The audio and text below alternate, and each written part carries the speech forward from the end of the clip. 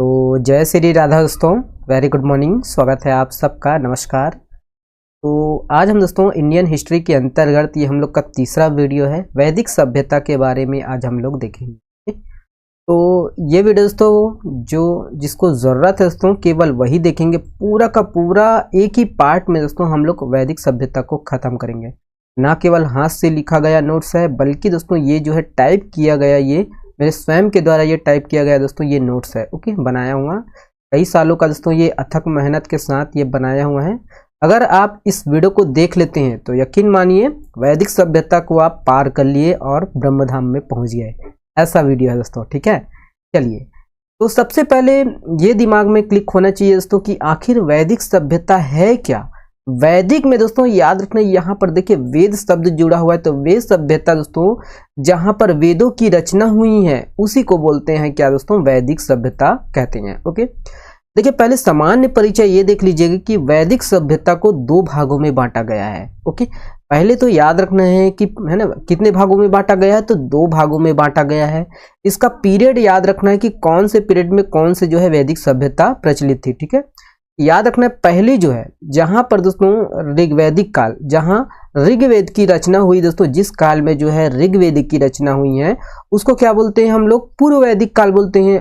और पूर्व वैदिक काल को ही क्या बोलते हैं, ऋग्वैदिक काल के नाम से जाना जाता है। ओके, दो पॉइंट क्लियर है ना। तो ऋग्वैदिक काल और पूर्व वैदिक काल दोनों एक ही है। इसका जो टाइम पीरियड है याद रखना है 1500 ईसा पूर्व से 1000 ईसा पूर्व का जो समय है दोस्तों, है ना, ईसा पूर्व का समय दोस्तों पीछे चलता है ना। तो इतना कुछ तो आप लोग को याद होगा ही। ओके, तो 1500 ईसा पूर्व से 1000 ईसा पूर्व का जो समय है उनको बोलते हैं पूर्व वैदिक काल, और है ना ऋग्वैदिक काल दोनों एक ही है। यहीं पर दोस्तों इसी काल में जो है ऋग्वेद की रचना हुई है। ओके, ध्यान दीजिएगा, पूरा हम लोग डिस्कस करेंगे ना, है ना, ध्यान दीजिएगा। ओके, कर्म कांड क्या है, ज्ञान कांड क्या है, उपनिषद क्या है, ओके, सभी कुछ। ओके, चलिए दूसरा देखिएगा दोस्तों कि उत्तर वैदिक काल। अब देखिए उत्तर वैदिक काल दोस्तों याद रखना है, यहाँ पर इसका जो टाइम पीरियड है, यहाँ देखिए तीनों जो शेष जो तीन वेद बच गए हैं दोस्तों, जैसे अर्थावेद हो गया, सामवेद हो गया, है ना, ये ध्यान दीजिएगा, है ना। तो ये इन तीनों वेदों का जो निर्माण है दोस्तों, ये किस काल में हुआ है, याद रखिएगा, ये उत्तर वैदिक काल में हुआ है। ओके, इसका जो टाइम पीरियड है याद रखना, उत्तर वैदिक काल का जो टाइम पीरियड है 1000 ईसा पूर्व से 600 ईसा पूर्व माना जाता है। ओके, यहाँ पर दोस्तों उत्तर वैदिक काल में ही तीनों वेदों का जो है निर्माण हुआ है। ओके, ध्यान दीजिएगा, है ना। अब देखिए दोस्तों कि वैदिक काल, वैदिक शब्द दोस्तों वेद से बना हुआ है, वही है जिसका अर्थ क्या होता है, ज्ञान होता है। वेद का अर्थ क्या होता है दोस्तों, ये वेद जो है वैदिक शब्द किससे बना है ना, वेद से बना हुआ है, और इसका अर्थ क्या होता है, ज्ञान होता है। अगर निर्माता की बात पूछा जाएगा दोस्तों, याद रखना है ना, जो वेद शब्द का जो निर्माता है ना, यहाँ पर ये नहीं बोला है कि है ना कौन सा वेद कौन सा, यहाँ पर ये बोला गया है कि वैदिक शब्द का जो निर्माता है कौन है, तो आर्य बोला गया है। ठीक है, संस्कृत शब्द से यहाँ पर लिया गया है ना। आर्य दोस्तों संस्कृत शब्द है, और ये आर्य का जो अर्थ होता है दोस्तों ये श्रेष्ठ होता है ना, या भाषा के आधार पर श्रेष्ठ बोला गया ना कि कोई जाति ना कोई वर्ण, है ना, यहाँ पर भाषा के आधार पर दोस्तों श्रेष्ठ बोला गया है। ठीक है, याद रखना इसके जो निर्माता किसको बोला गया है, आर्य को माना गया है ना। तो देखते हैं आर्य क्या चीज है। देखिए दोस्तों ये आर्य जो है कहाँ से आई है ना, तो इसका जो है बहुत सारा मत है दोस्तों, कहाँ से आई है क्या है। ठीक है, यहाँ पर कौन से, यहाँ पर देख लीजिएगा, यहाँ पर इतिहासकार है मैक्स मुलर के अनुसार दोस्तों जो आर्य का जो निवास है दोस्तों ये आए थे मध्य एशिया से। इसके अनुसार डॉक्टर संपूर्णानंद के अनुसार दोस्तों ये आल्पस पर्वत से आए थे, यूरेशिया का जो ये भाग है यहाँ से आए थे। बाल गंगाधर तिलक जी के अनुसार ये बोलते हैं दोस्तों कि ये अंटार्कटिक प्रदेश मतलब उत्तरी ध्रुव से आए थे जो आर्य हैं। ओके, दयानंद सरस्वती के अनुसार दोस्तों ये तिब्बत से आए थे जो है आर्य। ठीक है, तो ये पूछा जा सकता है एग्जाम में कि दयानंद सरस्वती के अनुसार दोस्तों आर्य का जो है मूल निवास कहाँ पर था, तो तिब्बत में था। ठीक है, ऐसा पूछा जा सकता है ना। और बाल गंगाधर तिलक के अनुसार कहाँ पर, अंटार्कटिक। ओके, ध्रुव उत्तरी ध्रुव ये। ओके, डॉक्टर ये सब आप देख लीजिएगा ना चारों को। ओके, पूछा जा सकता है एग्जाम में, है ना। हम लोग वो डिस्कस नहीं करेंगे दोस्तों कि कहाँ से आए थे, जो यहाँ नहीं है तो तर्क वितर्क नहीं करेंगे हम लोग, जो यहाँ पर फैक्ट दिया है उसी को हम लोग पढ़ेंगे। ठीक है, कुछ कुछ देखेंगे हम लोग, आगे देखेंगे। ओके, देखिए दोस्तों, जानकारी के स्रोत, तो इसके दोस्तों दोनों हम लोग को जो साक्ष्य है वो उपलब्ध है। पहला तो दोस्तों जो मूल स्रोत है वो क्या है, साहित्य है ना। साहित्यिक जो स्रोत है ये मूल स्रोत है, जिसमें आपका वेद आ जाता है, वेदांग आ जाता है, सभी उपनिषद को ले लेते हैं। ओके, देखिए, और पुरातात्विक है ना, पुरातात्विक है ना, साहित्यिक और पुरातात्विक दोनों हम लोग के पास उपलब्ध है इसके जानकारी के। ठीक है, देखिए दोस्तों, पुरातात्विक स्रोत के जो साक्ष्य दोस्तों ये कहाँ से मिले हैं। साहित्यिक स्रोत तो हम लोग आगे देखेंगे, लेकिन दोस्तों पुरातात्विक स्रोत के अंतर्गत आपको ये ध्यान रखना है दोस्तों, बोगाजगई का अभिलेख, जो कि दोस्तों 1400 ईसा पूर्व के अभिलेख हैं। और यहाँ दोस्तों देखिए, बोगाजगई है ना, ये अभिलेख, इस अभिलेख में दोस्तों याद रखना है, इंद्र हो गया, वरुण हो गया, मित्र हो गया और नासत्य है, इसका जो है उल्लेख मिलता है। कहाँ पर, तो बोगाजगई का अभिलेख में। ठीक है, देखिए दोस्तों, अब ये पूर्व वैदिक काल का दोस्तों यहाँ पर गौरिक मृदभांड मिला है यहाँ। ठीक है, याद रखना है कहाँ, ये पूर्व वैदिक काल का। और उत्तर वैदिक काल का दोस्तों यहाँ पर चित्रित धूसर मृदभांड भी मिला है। ठीक है, चलिए मेन पॉइंट पे हम लोग आते हैं दोस्तों, साहित्यिक स्रोत। तो साहित्यिक स्रोत क्या है दोस्तों, वेद है। ओके, तो सबसे पहले हम लोग को क्या देखना है, वेद को देखना है। वेद में सबसे जो प्राचीन जो वेद है दोस्तों, सबसे प्राचीन वेद कौन सा है, तो याद रखना है ऋग्वेद है। अब थोड़ा सा पॉइंट हटकर सुन लीजिए। देखिए दोस्तों, जो हम लोग का वेद है इसका 2 पार्ट है, याद रखिएगा 2 पार्ट है।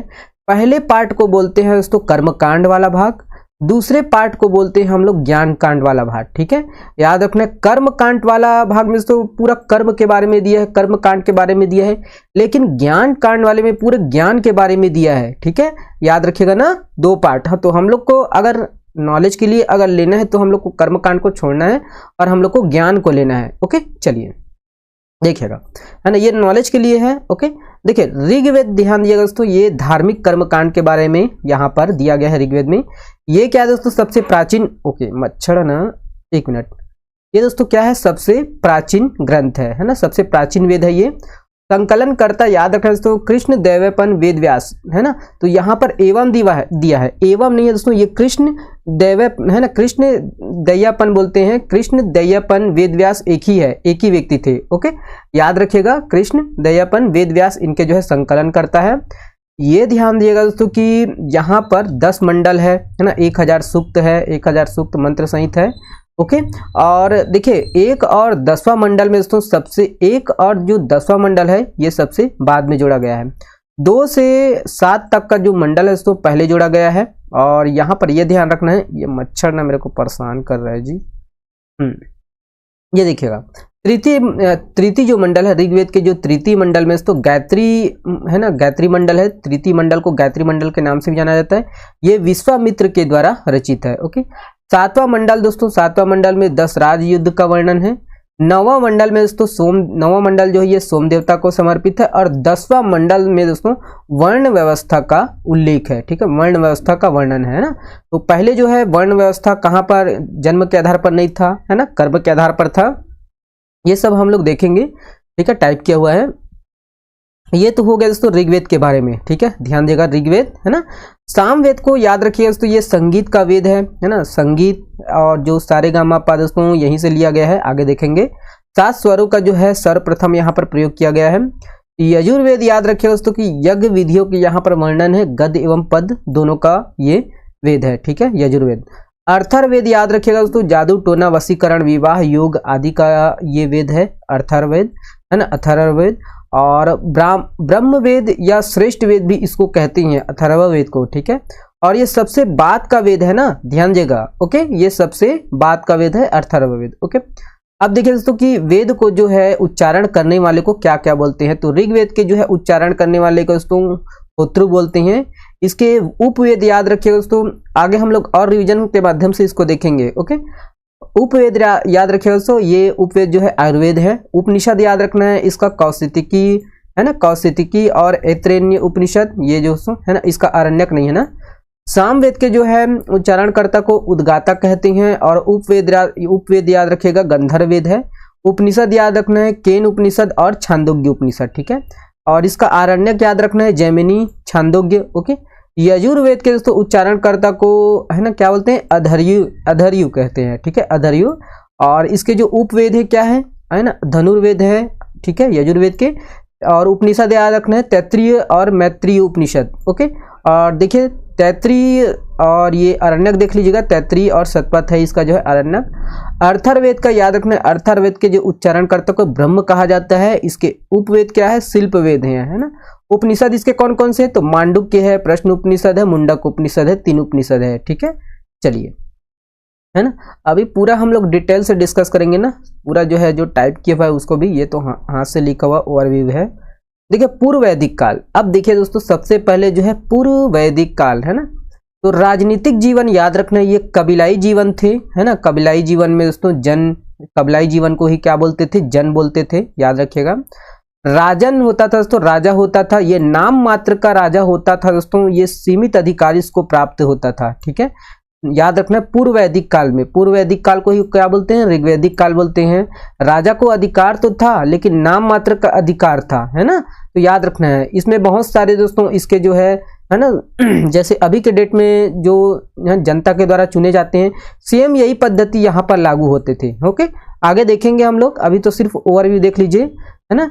देखिए राजा की सहायता करने के लिए दोस्तों, देखिए जिस प्रकार है ना, ये क्या बोलते, प्रधानमंत्री की जो है सहायता करने के लिए बहुत सारे जो है उनके क्या बोलते हैं सभा, उनके सभा समिति, मंत्री परिषद होते ना, सेम उसी प्रकार के दोस्तों वो किसके द्वारा चुने जाते हैं अभी के वर्तमान में, याद रखने जनता के द्वारा चुने जाते हैं। सेम वही यहीं पर भी, यहाँ पर भी था। राजा की सहायता करने के लिए दोस्तों यहाँ पर समिति, सभा, विदत, गण, इन जैसे दोस्तों संस्थाएं थी। ओके, बहुत बहुत बेहतरीन सभा थी, देखेंगे।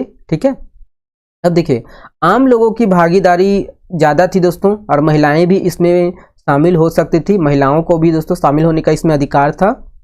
देखिए पहले दोस्तों समिति को याद रखिएगा, ये आम सभा थी, जैसे अभी का दोस्तों आम सभा है ना, ठीक है, उसी प्रकार के जैसे ये आम लोगों की ये सभा थी। ओके, याद रखिएगा, है ना, आम लोगों की सभा थी ये समिति, इसमें दोस्तों आम लोग जो है इसमें शामिल होते थे। ओके, समिति में, ठीक है, आम लोगों के द्वारा चुने हुए लोग यहाँ पर जाते थे समिति में। सभा याद रखिएगा दोस्तों, यहाँ पर कुलीनों की सभा थी। विदत याद रखिएगा दोस्तों कि उपज की जो है भाग बांटने के लिए दोस्तों बनाया गया ये संस्था था। लूट का भी बंटवारा इसके माध्यम से किया जाता था, ये सबसे प्राचीन सभा थी। ठीक है, प्राचीन संस्था है ये विदत। ओके, गण याद रखिएगा दोस्तों कि ये कुलीनों की सभा थी।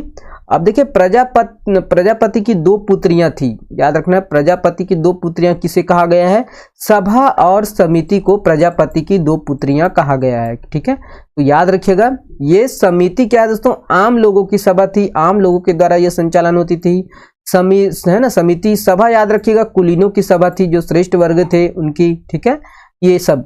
ओके, चलिए अधिकारी देख लीजिएगा, है ना, ये ध्यान रखना है कि सभा और समिति को दोस्तों प्रजापति की 2 पुत्रियां कही गई है। ओके, चलिए देखिए अधिकारी याद रखिएगा दोस्तों, रत्निक, अधिकारी क्या कहलाते थे, रत्निक कहलाते थे। पुरोहित जो है दोस्तों ये धार्मिक सलाह देता था। और पूरब याद रखना, ये किले की जो है रक्षा करने वाले को पूरब बोलते थे। और एस्पस दोस्तों गुप्तचर का जो है ये हेड होता था, एस्पस। सेना के दोस्तों कोई नियमित जो है सेना नियमित नहीं थी, इसकी जो है जानकारी नहीं मिलती है नियमित होने की। ओके, चलिए बलि को ध्यान देना दोस्तों कि ये स्वेच्छा से दिए जाने वाला कर था, बलि, है ना, ऋग्वैदिक काल में। न्याय का यहाँ पर कोई उल्लेख नहीं है। ठीक है, तो न्याय तो तभी होगा ना दोस्तों जब हम लोग के पास अधिशेष होगा, है ना, अधिशेष वाला समय आएगा, उसको हम लोग देखेंगे। ओके, देखिए दोस्तों सामाजिक जीवन कैसे थी, तो समाज दोस्तों समतावादी था। वर्ण का आधार क्या था, कर्म था, याद रखना है ना, वर्ण का आधार जन्म नहीं मिलता दोस्तों, है ना, वैदिक युग में, वैदिक काल में वर्ण का आधार क्या मिलता है, कर्म मिलता है। ठीक है, जैसा आपका कर्म था वैसा आपका वर्ण हो जाता था। ओके, याद रखना है ना, है ना। तो 9वें मंडल ऋग्वेद में इसकी जानकारी मिलती है दोस्तों कि वर्ण का आधार क्या था, कर्म था, जन्म नहीं था। ओके, याद रखना है ना। देखिए 10वें मंडल में दोस्तों पुरुष सूक्त में, है ना, ये यहाँ पर इसका भी जानकारी मिलता है। दास प्रथा का उल्लेख था दोस्तों 10वें मंडल पुरुष सूक्त में। परिवार, ये दोस्तों परिवार या कुल ये सबसे छोटी इकाई थी, समाज का सबसे छोटी इकाई क्या था, तो परिवार था। ओके, और ये दोस्तों समाज जो है पितृसत्तात्मक था, याद रखना है, पिता के द्वारा संचालन होता था, पुरुष वर्ग के द्वारा। संयुक्त परिवार की व्यवस्था थी दोस्तों, और समाज में स्त्रियों का महत्व बहुत अच्छा था। ठीक है। ऋग्वैदिक काल में देखो कितना बड़ा व्यवस्था था, है ना। जो राजा है दोस्तों, उनका भी राजा जो है दोस्तों, उनका जो प्रतिनिधित्व कौन करता था, राजा मतलब कौन चुनते थे, एक बार से बोल सकते हैं तो संस्था के द्वारा चुने जाते थे, और संस्था का जो सदस्य है उसको कौन चुनते थे, तो है ना प्रजा ही चुनते थे। तो कितना बढ़िया व्यवस्था था। ओके, देखिए है ना। वर्ण का आधार क्या था दोस्तों, तो वर्ण का आधार कर्म था, जन्म ना होकर। ओके, ये सब है ना बहुत अच्छा युग था बोलते हैं, ठीक है ना। देखते हैं, पढ़ भी रहे हैं तो ठीक है। देखिए समाज में दोस्तों स्त्रियों का बहुत अच्छा महत्व था दोस्तों। और यहाँ पर देखिए स्त्री जो है ये उपनयन संस्कार में जो है भाग ले सकती थी, शिक्षा प्राप्त करने का उनको अधिकार था। तो कितनी बढ़िया व्यवस्था थी, सोचो, ठीक है। उपनयन संस्कार का अधिकार था, शिक्षा प्राप्त करने का अधिकार था। 16 संस्कार का यहाँ पर उल्लेख मिलता है दोस्तों, ये ध्यान रखना। यहाँ पर देखिए गार्गी, मैत्रेयी, कात्यायनी, विदुषी, ये सब महिलाएं दोस्तों याद रखना, ये विदुषी महिलाएं हैं, गार्गी, मैत्रेयी, कात्यायनी, है ना। और आगे और भी देखेंगे, लोपा, मुद्रा, ठीक है। तो ये सब दोस्तों ऋग्वैदिक कालीन जो है विदुषी महिलाएं थी, याद रखना ना। दहेज प्रथा और बाल विवाह का उल्लेख यहाँ पर नहीं मिलता है दोस्तों ऋग्वैदिक काल में। पुनर्विवाह करने की दोस्तों आज़ादी थी, ध्यान दीजिएगा। नियोग प्रथा का भी प्रचलन था दोस्तों, और भोजन के रूप में शाकाहारी और मांसाहारी दोनों प्रचलित थे, ठीक है। मनोरंजन के रूप में पासा, है ना, नृत्य, घुड़दौड़, ये सब होता था। ओके, देखिए आर्थिक जीवन देख लीजिएगा ऋग्वैदिक कालीन जीवन में। देखिए मुख्य पेशा क्या था, पशुपालन था, और गाय का दोस्तों अधन्या है ना, अधन्या कहा जाता था।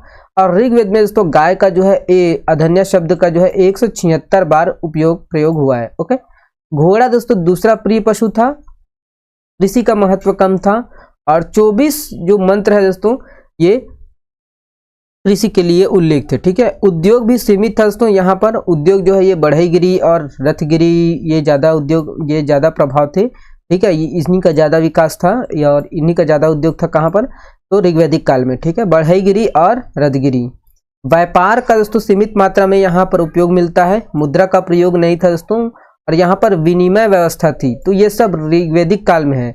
इतनी अच्छी व्यवस्था थी ऋग्वैदिक काल में, है ना। तो अभी हम लोग सिर्फ ओवरव्यू देख रहे हैं ना, आगे हम लोग देखेंगे पूरा का पूरा, ठीक है। अधिशेष क्या है ना, तो कैसे आए, कैसे परिवर्तन हुआ, तो ये ठीक है। देख लीजिएगा धार्मिक जीवन को दोस्तों, प्रकृति पूजक थे और बहुदेववादी थे, है ना, बहुत सारे देवता को पूजते थे। 33 देवी देवताओं के दोस्तों यहाँ पर उल्लेख है, इसी को दोस्तों 33 कोटि बोल देते हैं, है ना, जबकि वो क्या है 33 कोटि, है ना, 33 देवी देवता है केवल, ठीक है। देख लीजिएगा अंतरिक्ष के देवता दोस्तों इंद्र को बोलते थे, है ना। अंतरिक्ष के देवता कौन कौन है, इंद्र है, मारुत है, रुद्र है, वायु है। और पृथ्वी के देवता कौन है, तो यहाँ पर अग्नि, पृथ्वी, सोम, बृहस्पति। आकाश के देवता याद रखना है, सूर्य, वरुण, उषा, सविता, विष्णु जी। ओके, इंद्र को दोस्तों पुरंदर कहते थे। पुरंदर मतलब क्या होता है, किला तोड़ने वाला। और ऋग्वेद में दोस्तों 250 श्लोक इसके लिए है, पुरंदर के लिए, ठीक है, इंद्र के लिए ना सॉरी। देखिए दोस्तों कि अग्नि जो है, अग्नि को मध्यस्थ देवता कहते हैं, 200 श्लोक है अग्नि के लिए। वरुण को दोस्तों वर्षा एवं समुद्र का देवता कहते हैं, और सविता चमकते हुए सूर्य की देवता, गायत्री मंत्र से संबंधित है ये सविता। मित्र याद रखना है, उगते हुए सूर्य जो है उनको मित्र बोलते हैं। अश्विन ये चिकित्सा, 2 अश्विन कुमारों का उल्लेख मिलता है दोस्तों, ठीक है। तो अश्विन ये चिकित्सा देवता है, चिकित्सक, डॉक्टर, ओके। और पूषण दोस्तों पशु व औषधियों का देवता है। सोम याद रखना है वनस्पति देवता है, ओके। तो ये है दोस्तों ऋग्वैदिक कालीन, है ना, मतलब पूर्व वैदिक काल। ओके, चलिए उत्तर वैदिक काल देखते हैं दोस्तों। अब देखिए धीरे धीरे लोगों में जो है परिवर्तन आई दोस्तों, बहुत सारा आगे हम लोग देखेंगे, लोहा का आविष्कार होता है, लोग दोस्तों बचत करना प्रारंभ करते हैं। और जब बचत प्रारंभ करते हैं तो लोग जो है जब बचत प्रारंभ कर देंगे तो क्या होगा, लोग दूसरे का जो है शोषण करना प्रारंभ करेंगे, उसके अंदर लालच आएगा, है ना। जब लालच आएगा दोस्तों तो वो दूसरे का क्या करेंगे, शोषण करेंगे। और जब शोषण करेंगे दोस्तों तो धीरे धीरे समाज में कुरीतियां प्रचलित होगी, धीरे धीरे दोस्तों समाज में जो है क्या होगा, बदलाव होगा। तो वही हुआ दोस्तों जो हम लोग, है ना, ऋग्वैदिक काल में जो अच्छी व्यवस्था थी, है ना, तो लोगों में दोस्तों वहां पर स्वभाव था, समभाव था दोस्तों, है ना, अच्छे से रहते थे, ठीक है। समाज में थोड़ा, है ना, बढ़िया भाव था, ठीक है। और समाज में क्या है दोस्तों, समाज में एक प्रकार से दोस्तों, है ना, अधिशेष नहीं था, ठीक है। बचत है ना। तो देखिए ये है दोस्तों, अब धीरे धीरे लोहे का आविष्कार होगा। ओके, तो समाज अब धीरे धीरे परिवर्तन होगा। जो सभा समिति दोस्तों लोगों के द्वारा जो है चुने हुए जाते थे, है ना, जो समिति में, अब वो क्या होगा दोस्तों, धीरे धीरे समाप्त होगा लोगों के अंदर, है ना, समाज के अंदर। ठीक है, जो राजा है दोस्तों, उसका जो है राजा का जो हम लोग देखें, है ना, अभी देखेंगे हम लोग दोबारा फिर से देखेंगे। ठीक है, जो राजा है दोस्तों उसका जो अधिकार है वंशानुगत हो जाएगा। ठीक है, जो राजा जो है वंशानुगत, उसका जो क्षेत्राधिकार है वंशानुगत।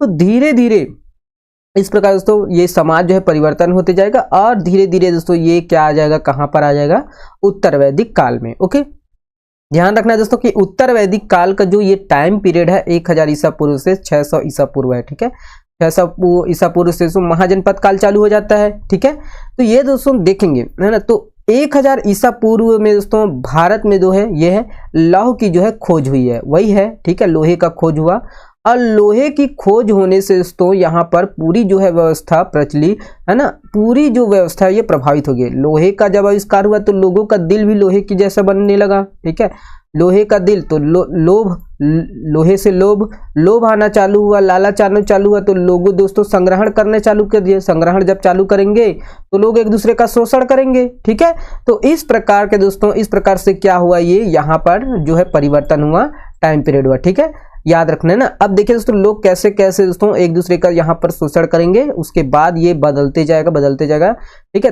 तब दोस्तों, है ना, लोगों को कहना पड़ा, फिर भगवान बुद्ध का जन्म होगा, तब भगवान बुद्ध जी कहेंगे दोस्तों कि अनात्मा नहीं है ना, क्योंकि लोग दोस्तों इतने कर्मकांड में यहाँ पर उलझ जाते हैं, इतने कर्मकांड में उलझेंगे कि पूरा समाज जो परिवर्तन होते रहता है, पूरा समाज परिवर्तन हो जाता है, पूरा यहाँ पर कर्मकांड का पूरा जो है बोलबाला हो जाता है। ओके, चलिए ज्यादा नहीं देखते हैं लेक्चर भाई। ठीक है, चलिए अधिशेष कृषि, वही है बोले दोस्तों, अधिशेष कृषि, बचत करना चालू किया दोस्तों, प्रारंभ। ठीक है, अधिशेष कृषि मतलब बचत करना, लोगों के अंदर दोस्तों बचत करने की भावना आई, है ना। मतलब अधिशेष मतलब पेट भरा हुआ है, अभी के लिए मेरे पास खाने के लिए है। अधिशेष मतलब अभी के लिए मेरे पास खाने के लिए है दोस्तों, मेरे को आज का जो है, कल का जो है मेरे को चिंता नहीं है, क्योंकि मेरे पास अभी खाने के लिए है, मेरे पास अभी रखा हुआ है। ठीक है, अभी है ना घर में धान है, ऐसा है। ठीक है, चावल है, तो मेरे को कल का जो है चिंता करने की आवश्यकता नहीं, उसी को बोलते हैं अधिशेष कृषि। ओके, तो चलिए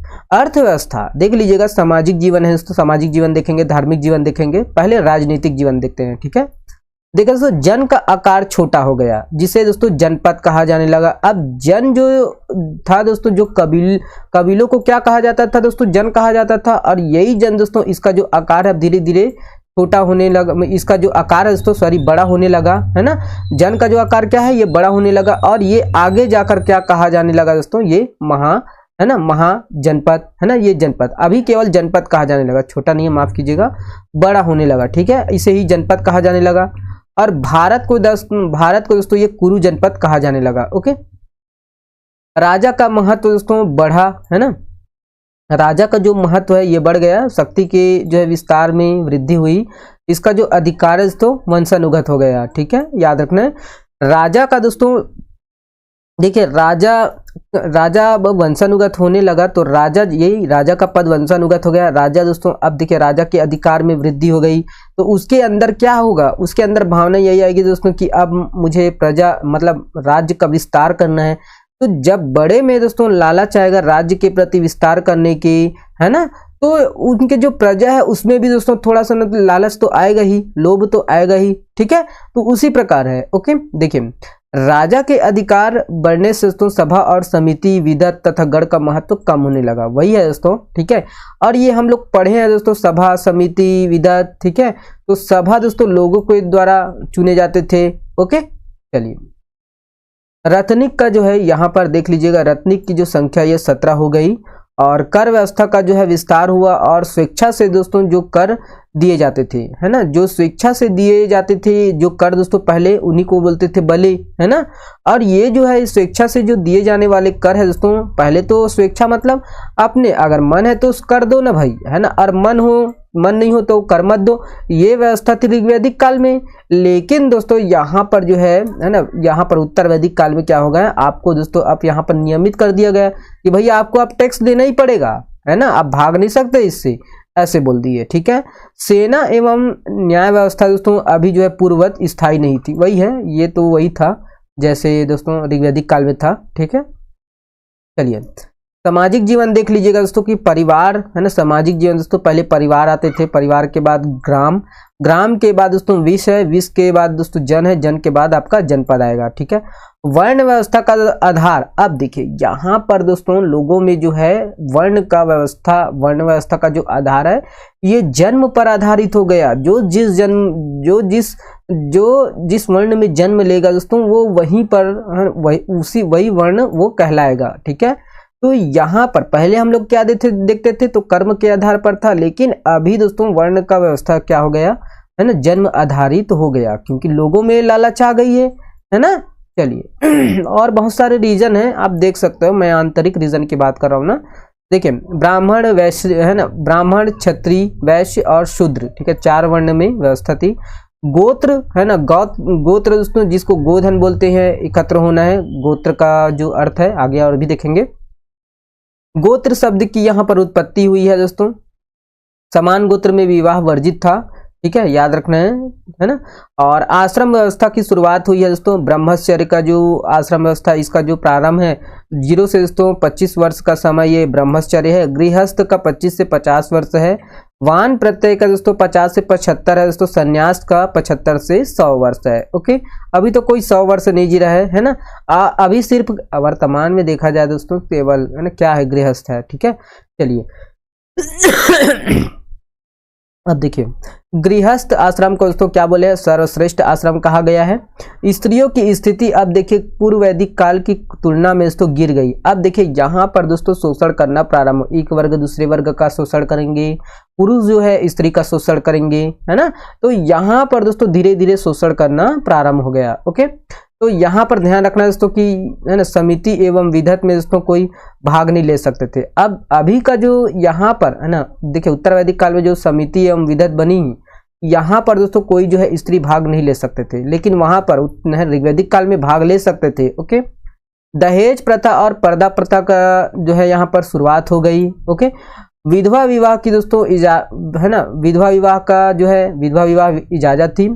ऐत्रेय ब्राह्मण में दोस्तों यहाँ पर ये ध्यान रखना दोस्तों, देखिए हम लोग का जो ग्रंथ है दोस्तों बहुत सारा ऐसा ग्रंथ है ना, जो उस समय की स्थिति के अनुसार लिखे गए थे, ठीक है, ध्यान देना ना।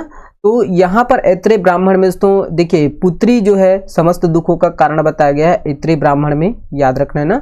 और स्त्री को दोस्तों सूरा और शराब की तरह दोस्तों बुराई दिखाई गई, कहाँ पर है ना, मैत्री संहिता में। ओके, देखिए कर्मकांड वाला भाग अलग है ना, और इससे द्वेष करने मत लगाइएगा, ठीक है। वेद बहुत अच्छा चीज है ना। तो वेद का जो कौन सा भाग अच्छा है तो ज्ञान वाला है, कर्मकांड वाला नहीं है, ठीक है। ज्ञान भी है उसमें और कर्मकांड भी है, तो हमको क्या लेना है पकड़ के, तो ज्ञान कांड को लेना है, ठीक है।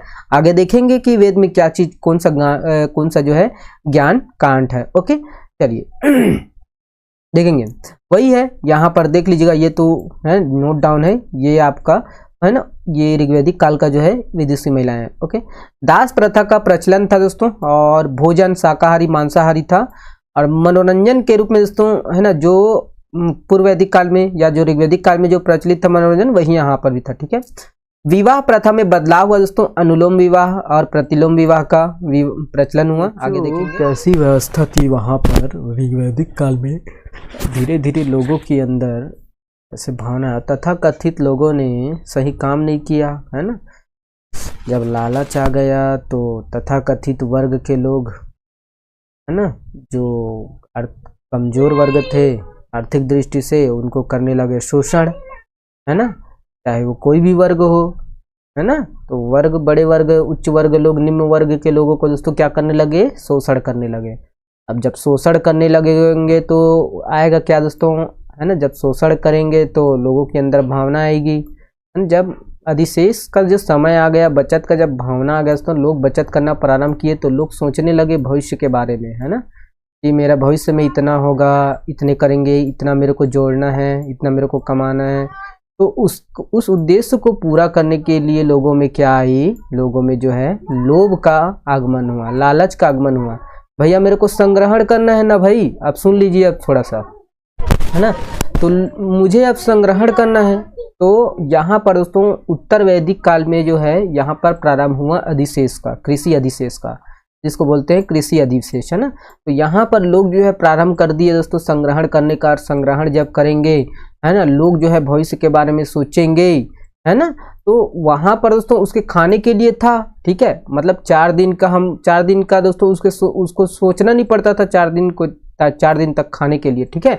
इतना कृषि जो है होने लगा, ठीक है।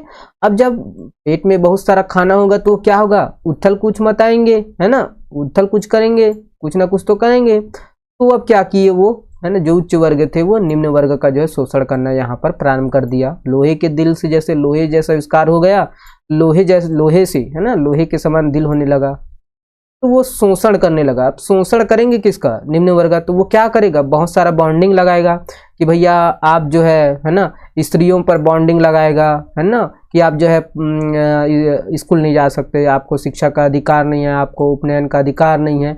निम्न वर्गों को भी बोलेंगे, है ना, तो आप स्कूल नहीं जा सकते, आप वेद पाठ नहीं कर सकते, ठीक है, आपको पढ़ने का अधिकार नहीं है, आपको ये करने का अधिकार नहीं है, ठीक है, आप मंदिर में पूजा नहीं कर सकते, आप पूजा पाठ नहीं कर सकते, है ना। तो ये सब बॉन्डिंग वो लगाते जाएगा, ठीक है।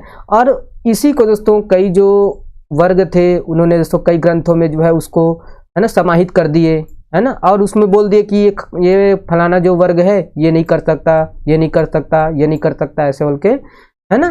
तो वो है, तो वो वाला ग्रंथ हमको छोड़ना है, हमको ज्ञान कांट वाला जो है, ज्ञान वाला जो है उसको हमको पकड़ना है, ठीक है। चलिए वही है, ठीक है।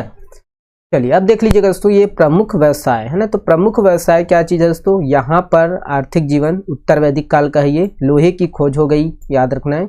और देखिए कष्टक संहिता में दोस्तों 14 बैलों वाला जो है रथ का उल्लेख है। और दूसरा प्रमुख जो व्यवसाय था दोस्तों ये पशुपालन था। और घोड़े के प्रयोग, घोड़े के जो है प्रयोग को दोस्तों अधिक महत्व दिया गया। कृषि में अधिशेष मतलब बचना प्रारंभ हुआ, वही है बचाना प्रारंभ हो गया। उद्योग एवं व्यापार का दोस्तों जब यही तो सब खेल है, ठीक है। हम लोग देखे ऋग्वैदिक काल में ऐसी कोई व्यवस्था नहीं थी भैया, ठीक है, याद रखना है ना। देखिए उद्योग एवं व्यापार का दोस्तों थोड़ा सा विकास हुआ, मुद्रा का प्रयोग नहीं था। उत्तर वैदिक काल के अंतिम चरण में दोस्तों मुद्रा का प्रयोग हुआ, यह ध्यान रखना है। जहां पर उत्तर वैदिक काल में भी दोस्तों मुद्रा का प्रयोग नहीं मिलता है, लेकिन उत्तर वैदिक के जो अंतिम काल है यहाँ पर मुद्रा का प्रयोग हुआ। ओके, नगरीकरण को दोस्तों यहाँ पर बढ़ावा मिला, द्वितीय नगरीकरण कहा जाता है उत्तर वैदिक काल को। और नगरी का विकास हुआ, है ना।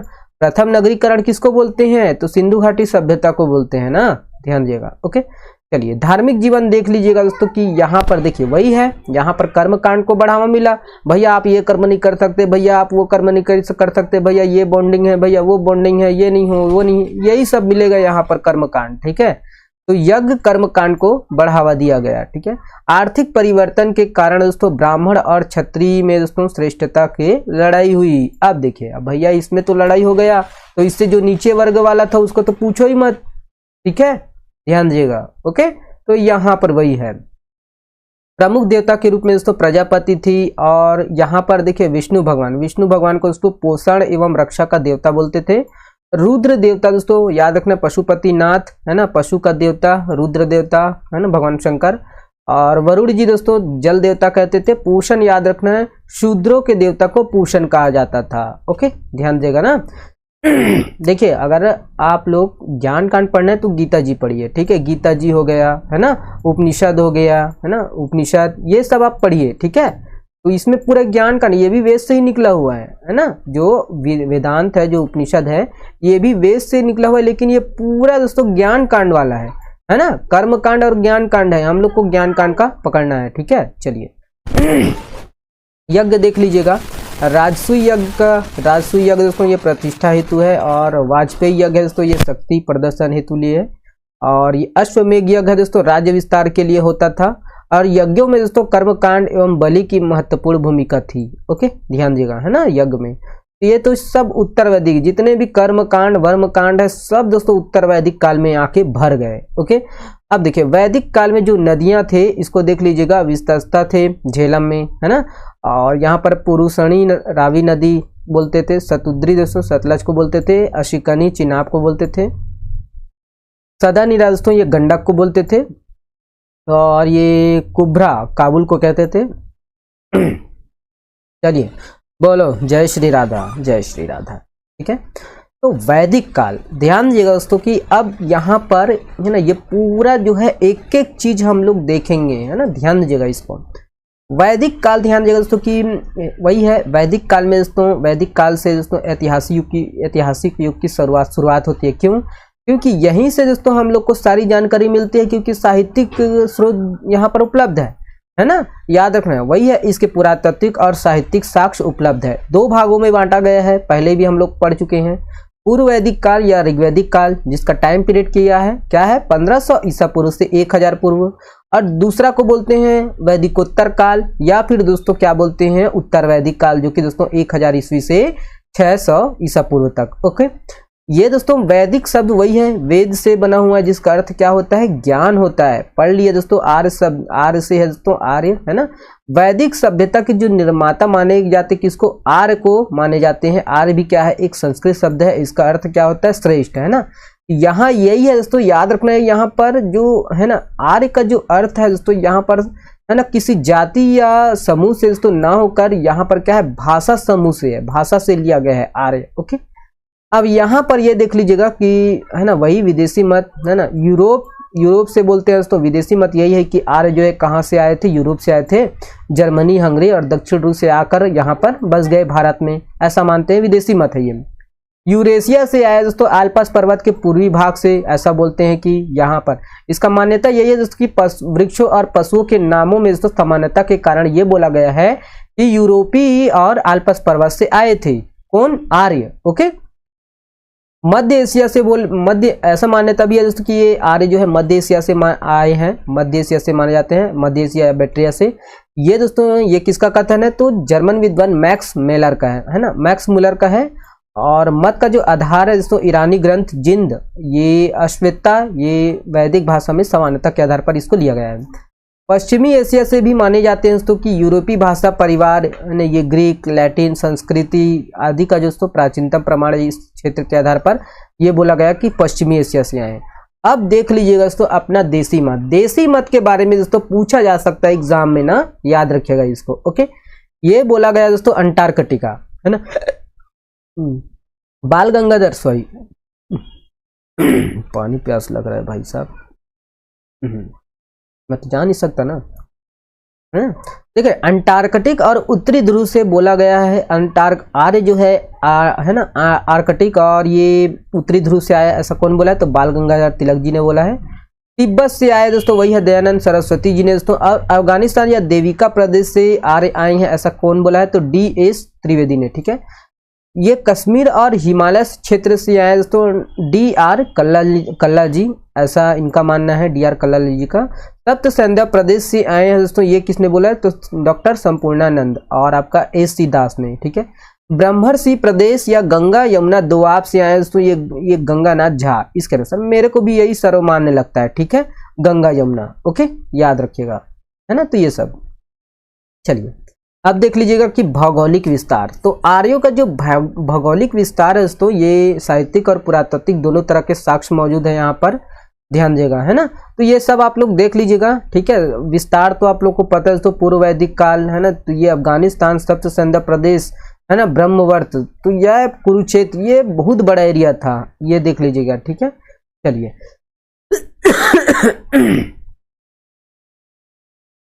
यहाँ पर यह है दोस्तों कि आर्य जो है सर्वप्रथम अफगानिस्तान और सप्त सैंधव प्रदेश मुख्यतः पंजाब में आकर बसे।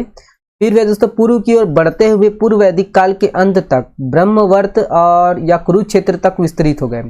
और इस क्रम के जानकारी जो है ये ऋग्वेद में अफगानिस्तान की 4 नदियां, कुंभा जिसको काबुल बोलते हैं, कुर्मू जिसको कुर्रम, गोमती, गोमल और स्वात आदि नदियों का यहाँ पर उल्लेख है। और ऋग्वेद में ही दोस्तों सप्त सैंधव प्रदेश का वर्णन है यहाँ पर दोस्तों, जिसमें 7 नदियों का जो है चर्चा मिलती है, ध्यान दीजिएगा, है ना। तो सिंधु नदी की चर्चा मिलती है, सिंधु, सरस्वती, है ना, सरस्वती नदी तो अभी लुप्त है। ठीक है, पंजाब की 5 नदियों का यहाँ पर उल्लेख है दोस्तों ऋग्वेद में सप्त सैंधव प्रदेश के रूप में, झेलम, विशस्ता, ना, चिनाब, बस्कनी, रावी, पुरुषणी, सतलज, सतुद्री बोलते हैं इसको, व्यास, विपाशा। ठीक है, ऋग्वेद में दोस्तों सिंधु नदी का जो है सर्वाधिक बार उल्लेख है। ओके, और सरस्वती नदी दोस्तों ये सबसे पवित्र नदी के रूप में यहाँ पर उल्लेख मिलता है।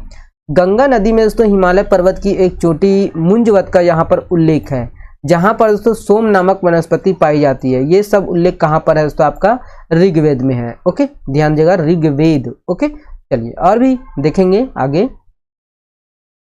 है ना। अब देख लीजिए दोस्तों साहित्य, कौन कौन से साहित्य हम लोग के पास वर्तमान में अभी है, मौजूद है या है। ठीक है, तो वैदिक साहित्य में याद रखना दोस्तों कि वैदिक साहित्य में आपका 4 वेद आ जाता है ना, जिसमें ब्राह्मण भी है, आरण्यक भी है, उपनिषद भी है। वैदिकोत्तर साहित्य में दोस्तों 6 वेदांग है, 4 उपवेद है, स्मृतियां है, पुराण है और महाकाव्य है। ठीक है, वैदिक साहित्य पहले देखते हैं दोस्तों। वैदिक साहित्य के जो है अन्य नाम क्या है, वैदिक संहिता है, श्रुति साहित्य है ना, अपरुष है ना, अपरुषेय है। और 4 वेदों में दोस्तों ऋग्वेद, और आपका देखिए 4 वेदों में आपका ऋग्वेद, पूर्व वैदिक काल, और ये दोस्तों पूर्व वैदिक काल याद रखिएगा, ऋग्वैदिक काल में ही इसका जो है ना रचना हुई। और 3 जो वेद है सामवेद, यजुर्वेद और अर्थर्वेद दोस्तों, ये उत्तर वैदिक काल से संबंधित है ना, पहले भी देख चुके हैं। चलिए भाई, ओ बहन जी, कौन कौन देख रहे भाई वीडियो को? मैं तो ऐसे ही पब्लिश कर दूंगा भाई साहब। बाप रे, था है ना ज्ञान का संसार, आदमी पढ़ते पढ़ते बुढ़ा हो जाता है यार।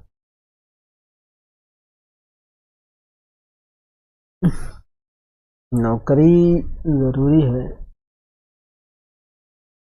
लेकिन पढ़ना भी जरूरी है। जब तक आप पढ़ोगे नहीं तब तक आपका नौकरी लगेगा तो लगेगा कैसे। लेकिन ये जनरली देखा गया है, मैं तो काम करता हूँ ऑफिस में, कोचिंग क्लास में ही, वहाँ कर देखा हूँ बच्चे लोग आते हैं मेरे पास, बोलते पढ़ाई नहीं हो रहा है। पढ़ाई होगा कैसे भाई, आप दिन भर मोबाइल में घुसे हुए हो, मन का कंट्रोल नहीं है।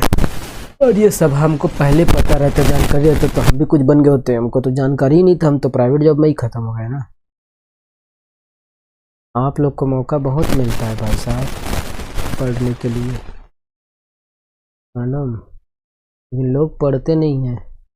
2 घंटा पढ़ लिए, उसके बाद 4 घंटा आप मोबाइल चला रहे हो, 5 घंटा मोबाइल चला रहे हो, मन का आपका कंट्रोल में नहीं है, तो आप कैसे कह सकते हो कि आपका ये पोस्ट निकलेगा, वो पोस्ट निकलेगा? नहीं, बिल्कुल नहीं भाई साहब। आप सुन लीजिए, अब अगर अभी तक देख रहे हो तो, है कि नहीं? क्या कर सकते हैं भाई साहब,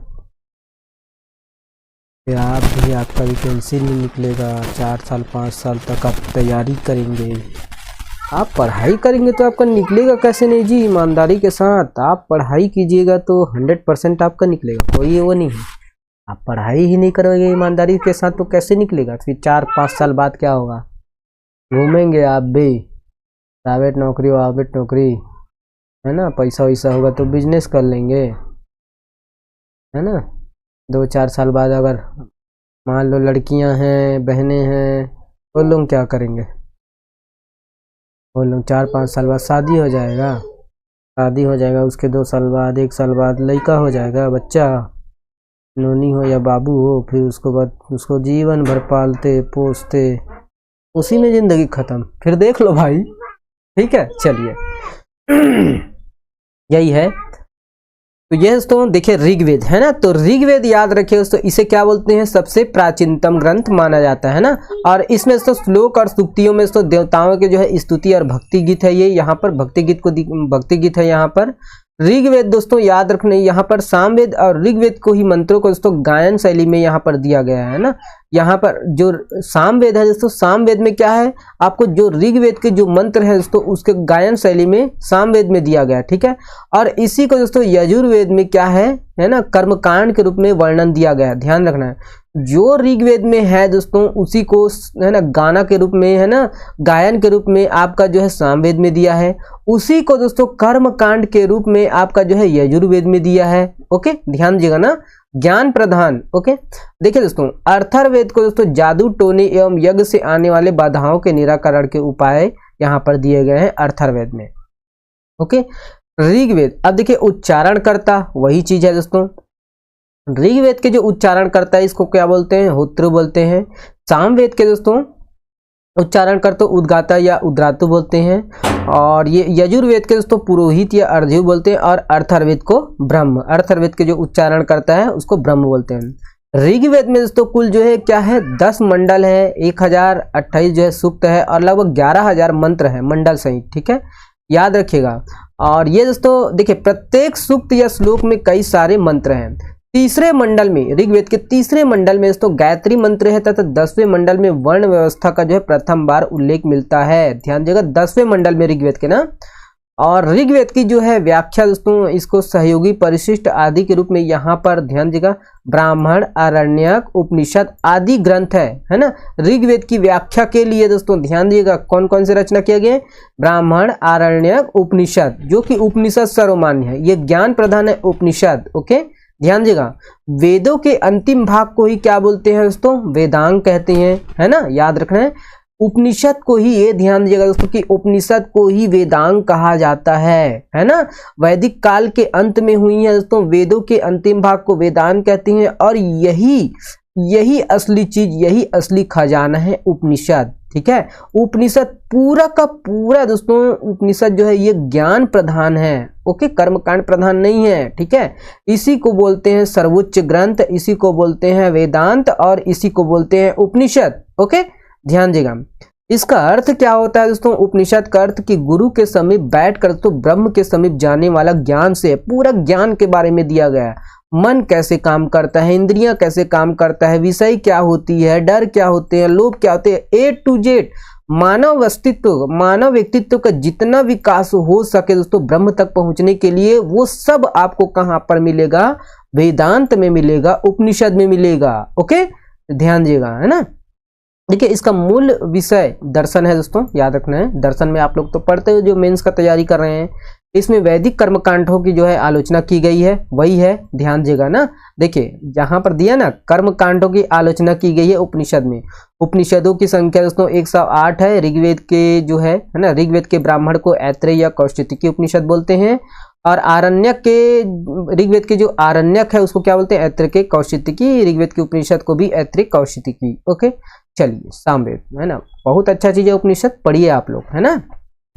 चलिए देखिए उत्तर वैदिक ग्रंथ, जिसका अर्थ क्या होता है दोस्तों? यहाँ पर सामवेद देख लीजिएगा दोस्तों, ये उत्तर वैदिक ग्रंथ है ना। इसका जो निर्माण है उत्तर वैदिक काल में हुआ और गायन का है। और ऋग्वेद में दोस्तों, ऋग्वेद के ही जो है सामवेद में ही दोस्तों ऋग्वेद के मंत्रों को ही दोस्तों क्या बोलते हैं? गायन शैली में गाया गया है। ओके, और इस संगीत, देखिए इस संगीत प्रधान ग्रंथ में दोस्तों संगीत के 7 जो स्वर है, सारे गामा पाधा निशा, यहाँ पर संबंधित है सामवेद में।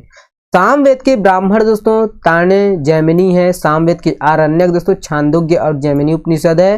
सामवेद के उपनिषद भी दोस्तों छांदोग्य और जैमिनी है, तीनों। ठीक है, और छांदोग्य उपनिषद में चर्चा की गई है दोस्तों कि 3 आश्रमों के बारे में यहाँ पर बताया गया है। ठीक है, है ना, ब्रह्मचर्य, गृहस्थ, वानप्रस्थ और देवकी के पुत्र कृष्ण जी और उद्दालक, आरूढ़ी, संवाद। और देखिए यहाँ पर उपनिषद का एक घोष है दोस्तों तत्वमसि, है ना, अहम ब्रह्मासि, तत्वमसि और अहम ब्रह्मासि। ये दोस्तों कहाँ पर मिलेगा? सामवेद में है ना, यहाँ पर दिया गया है।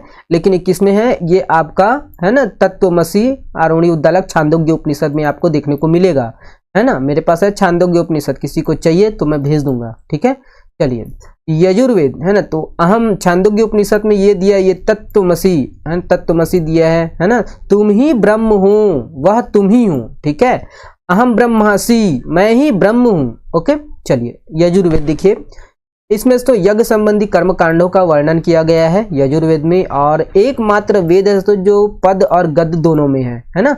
ये एकमात्र है दोस्तों जो गद्य में, गद्यांश में भी है और पद्यांश में भी है, यजुर्वेद। ठीक है, यजुर्वेद के जो ब्राह्मण है दोस्तों ये शतपथ तैतृ है। और शतपथ ब्राह्मण में दोस्तों चर्चा है किसका? जल पलावन की कथा दोस्तों, पुरूरवा और उर्वशी का जो यहाँ पर संवाद है।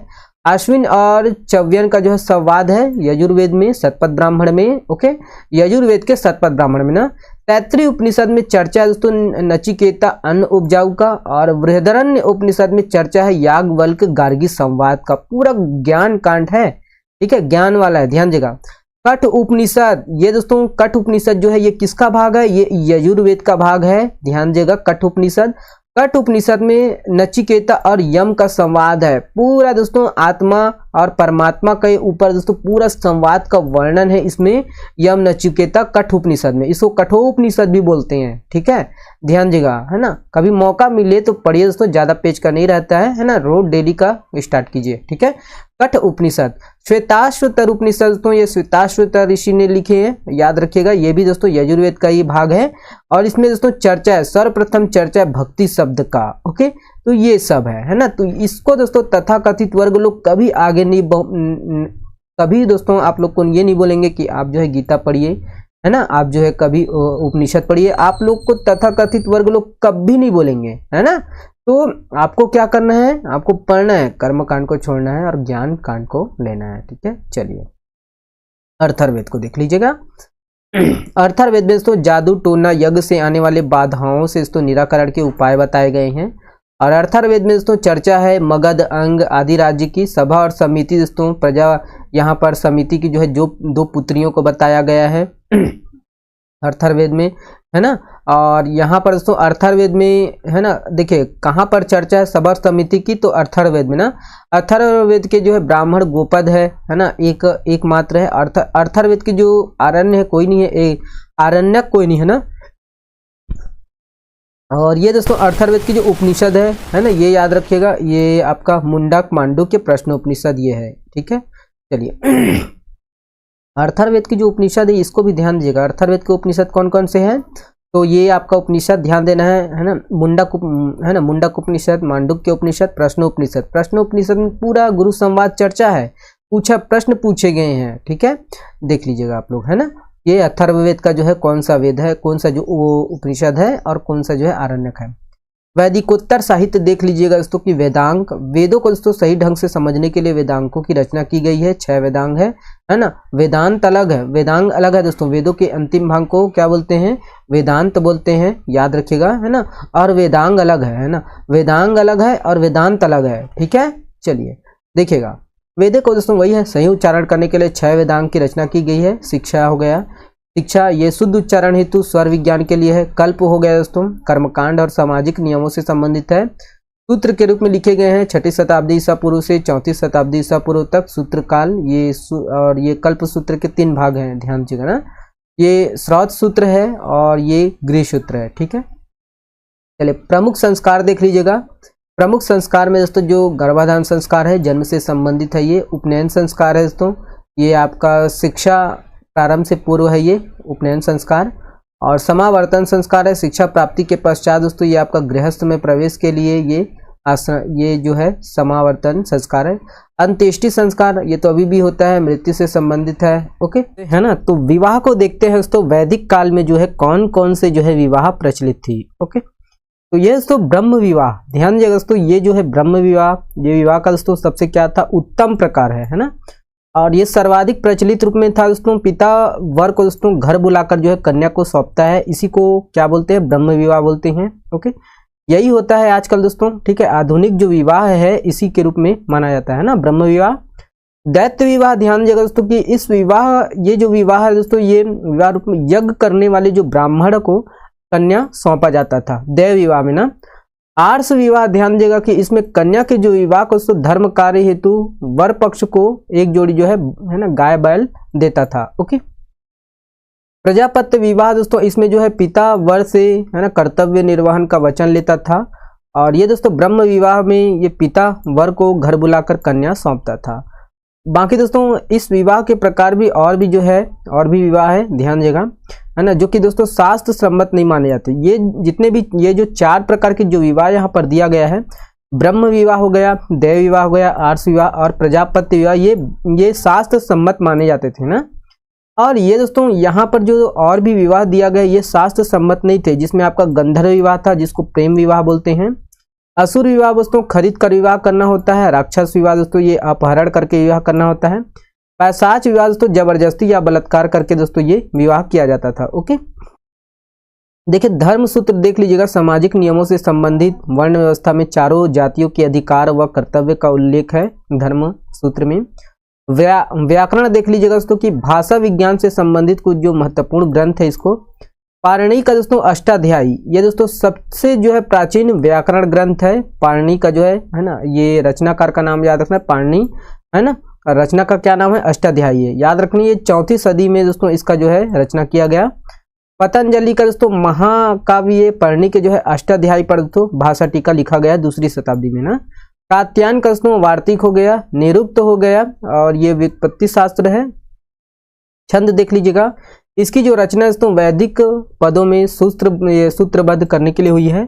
बाकी ये ज्योतिष ध्यान दीजिएगा दोस्तों कि ये ग्रंथ नक्षत्रों आदि के जो है भविष्यवाणी से संबंधित लगध मुनि का जो ये वेदांक ज्योतिष का ये ग्रंथ माना जाता है। ओके,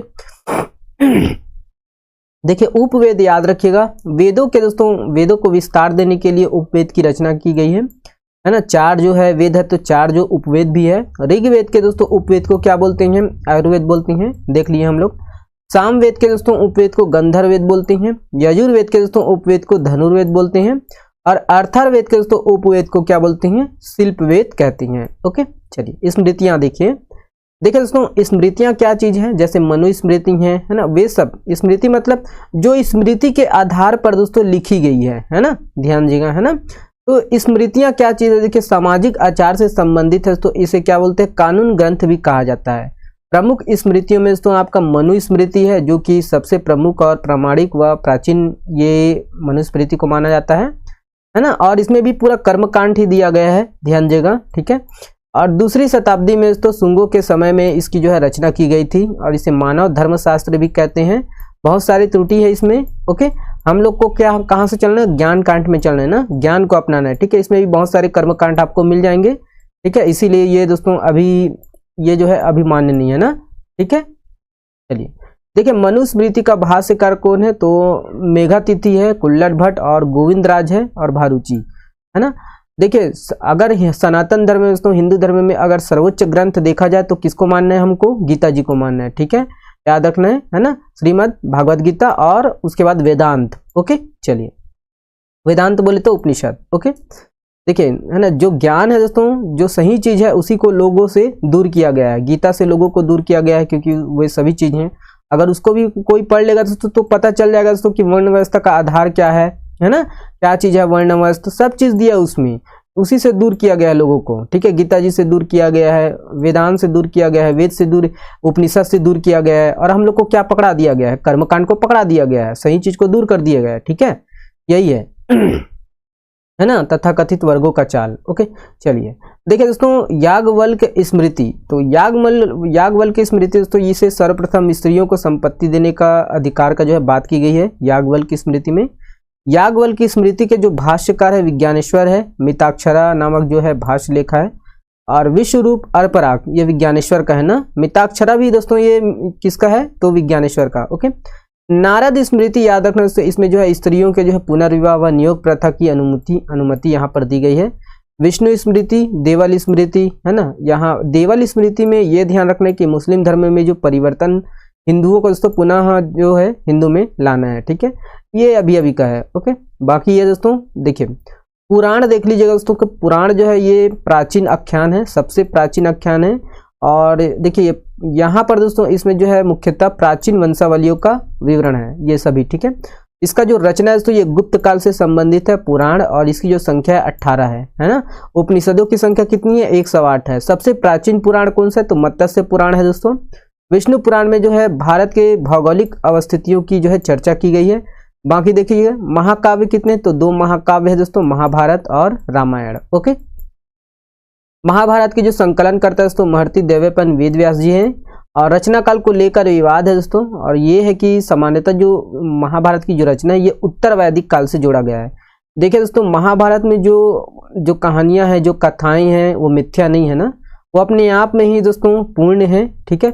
और यह है दोस्तों कि उसकी जो है अगर वो घटना है ना, वो घटना कब घटी है इसके बारे में दोस्तों किसी को कोई जानकारी नहीं है, है।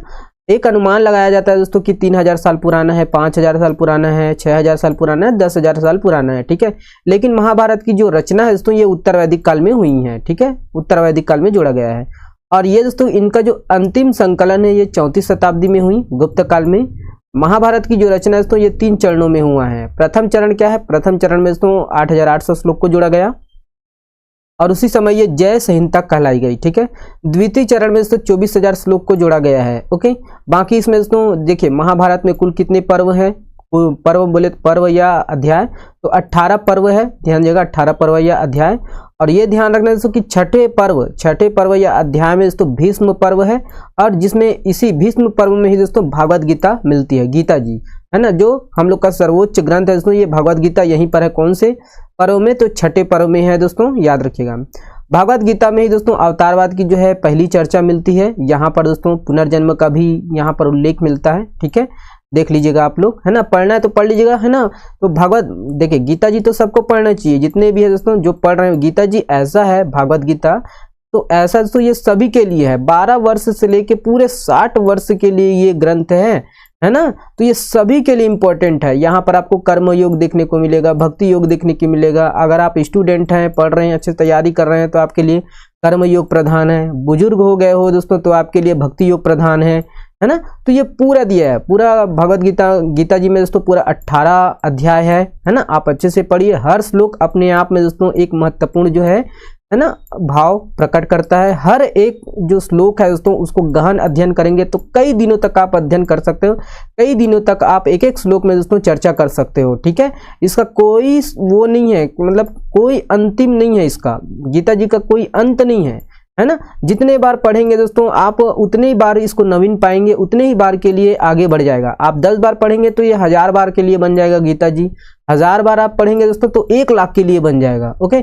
एक बार पढ़ेंगे तो 10 बार के लिए बन जाएगा ये गीता जी। ऐसा है दोस्तों, एकदम अद्भुत ग्रंथ है, कालातीत ग्रंथ है। बिल्कुल भी आप प्रेफर कीजिए अच्छे से, है ना। रोज एक जो अध्याय है इसको कंप्लीट कीजिए आप, ठीक है। तो भागवत गीता जी, ओके। चलिए सर्वोच्च मानिए, है ना। अपने जीवन में किसी ना कोई ना कोई दोस्तों एक ग्रंथ को पकड़िए और उसी को आप सर्वोच्च मानकर ही चलिए, ओके। चलिए या तो गीता जी को पकड़िए या तो वेदांत, है ना, उपनिषद, ओके। चलिए ये है। बाकी ये दोस्तों कि तमिल में जो है महाभारत का जो पहला अनुवाद है काशीराम दास ने किया था और बांग्ला में दोस्तों भागवत गीता का जो अनुवाद है दोस्तों मालाधर बसु ने किया था। रामायण देख लीजिएगा दोस्तों, इसे भारत का जो है क्या बोलते हैं आदि महाकाव्य कहा जाता है। रामायण जो है ना, रामायण ग्रंथ को याद रखना, आदि महाकाव्य। इसके रचयिता कौन है दोस्तों, वाल्मीकि जी है, आदि कवि वाल्मीकि जी। वाल्मीकि का जो पुराना नाम क्या था दोस्तों, रत्नाकर था, है ना। एक डाकू ही थे दोस्तों, ठीक है, याद रखिएगा। जो आगे जाकर दोस्तों इसका जो है आत्म परिवर्तन हो जाता है ना। और इसके रचना काल को भी लेकर विवाद है दोस्तों। और अंतिम रूप से इसका जो संकलन है 34वीं शताब्दी में, मतलब गुप्त काल में जो भी काम हुआ दोस्तों गुप्त काल में हुआ, चाहे वो महाभारत का हो या रामायण का हो, ओके। देखिए रचना प्रक्रिया दोस्तों 3 चरणों में पूरा हुआ है। प्रथम चरण की बात करें तो 6000 पद है, द्वितीय चरण की बात करें तो 12000 पद है और तृतीय चरण में दोस्तों 24000 पद, ओके। रामायण का दोस्तों तमिल भाषा में जो अनुवाद है ये कंबन ने किया था, रामावतम या रामायणम के नाम से। और रामायण का दोस्तों बांग्ला में जो अनुवाद है, पहला अनुवाद कृतिवास ने किया था, ओके। तो ये सब इंपॉर्टेंट है, पूछा जा सकता है एग्जाम में, ओके। चलिए ये दोस्तों वैदिक जनजीवन ना, देखिए कि वैदिक जनजीवन में दोस्तों सबसे पहले हम लोग को क्या देखना है। देखिए इंपॉर्टेंट है ना, बहुत इंपॉर्टेंट है, नोट डाउन करना है तो कर लीजिएगा, मैं PDF नहीं दूंगा, है ना। तो देखिए वैदिक जनजीवन में दोस्तों सबसे पहले हम लोग को क्या देखना है, पूर्व वैदिक काल को देखना है। पूर्व वैदिक काल में, पूर्व वैदिक काल को ही क्या बोलते हैं, ऋग्वैदिक काल के नाम से जाना जाता है, ठीक है। तो पूर्व वैदिक काल में दोस्तों कबीलाई तत्व के जो है प्रधान के कारण अब यहाँ पर हम लोग को देखना है तो कैसे जो है ना प्रारंभ हुआ, है ना, ऋग्वैदिक काल से कैसे उत्तर वैदिक काल में हम लोग कन्वर्ट किए। तो राज व्यवस्था का दोस्तों व्यवस्थित रूप जो है यहाँ पर दिखाई नहीं पड़ता है। मतलब ये था दोस्तों यहाँ पर जो है राज व्यवस्था नहीं थी भाई, पूरी तरह जो है प्रजा का शासन था, पूरी तरह जो है प्रजा का जो संचालन था, प्रजा के द्वारा ही दोस्तों यहाँ पर प्रतिनिधि चुनते थे, ओके। इसीलिए तो भाई राज व्यवस्था का जो है यहाँ पर प्रभाव मिलता नहीं है देखने को, ठीक है। वो तो आगे जाकर दोस्तों लोगों में जो है जब अधिशेष का प्रारंभ हुआ है ना, जब लोहे का प्रारंभ उपयोग हुआ, तब लोगों का जो है यहाँ पर है ना समाज जो है परिवर्तन देखने को मिला। तो वैदिक लोग दोस्तों भारत में जो है विभिन्न कबीलों में जो है निवास करते थे, विभाजित थे, और इन्हीं कबीलों को क्या बोलते थे, अलग अलग कबीले जो है निवास करते थे उनको ही क्या बोलते थे, जन कहा जाता था। ओके, ध्यान देगा ना। भारत जन दोस्तों इस काल का जो है सर्वाधिक प्रमुख जन था, और इसका जो निवास क्षेत्र है ये सरस्वती और यमुना नदी के बीच था। ओके,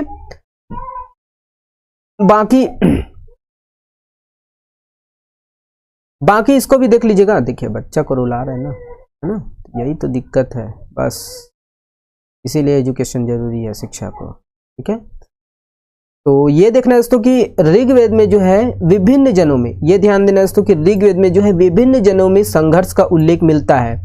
देखिए ऋग्वेद में हम लोग पहले भी पढ़ चुके हैं दोस्तों कि 10 राज युद्ध है ना, तो ऋग्वेद में जो विभिन्न जन है, जो कबीलों में विभाजित होते थे उन्हीं को बोलते थे जन, है ना। अलग अलग कबीलों का जो है अलग अलग जन होता था, और देखिए इन्हीं जनों में दोस्तों क्या होता था, संघर्ष, आपस में दोस्तों लड़ाई होते थे, जिसमें सर्वाधिक जो चर्चित जो युद्ध है दोस्तों उस है ना, ये ऋग्वेद में इसका वर्णन है 10 राग युद्ध का। ठीक है, और ये 10 राग युद्ध याद रखना दोस्तों कि रावी नदी या फिर उसको पुरुषनी है ना, पुरुषनी नदी भी बोलते हैं, रावी नदी और पुरुषनी नदी के है ना, रावी नदी या पुरुषनी नदी के तट पर ये लड़ा गया था। क्या, 10 राज युद्ध। ओके, ध्यान देना दोस्तों इस युद्ध में एक तरफ जो है भरत वंश के राजा सुदास था, और दूसरे तरफ दोस्तों 10 अन्य जन थे।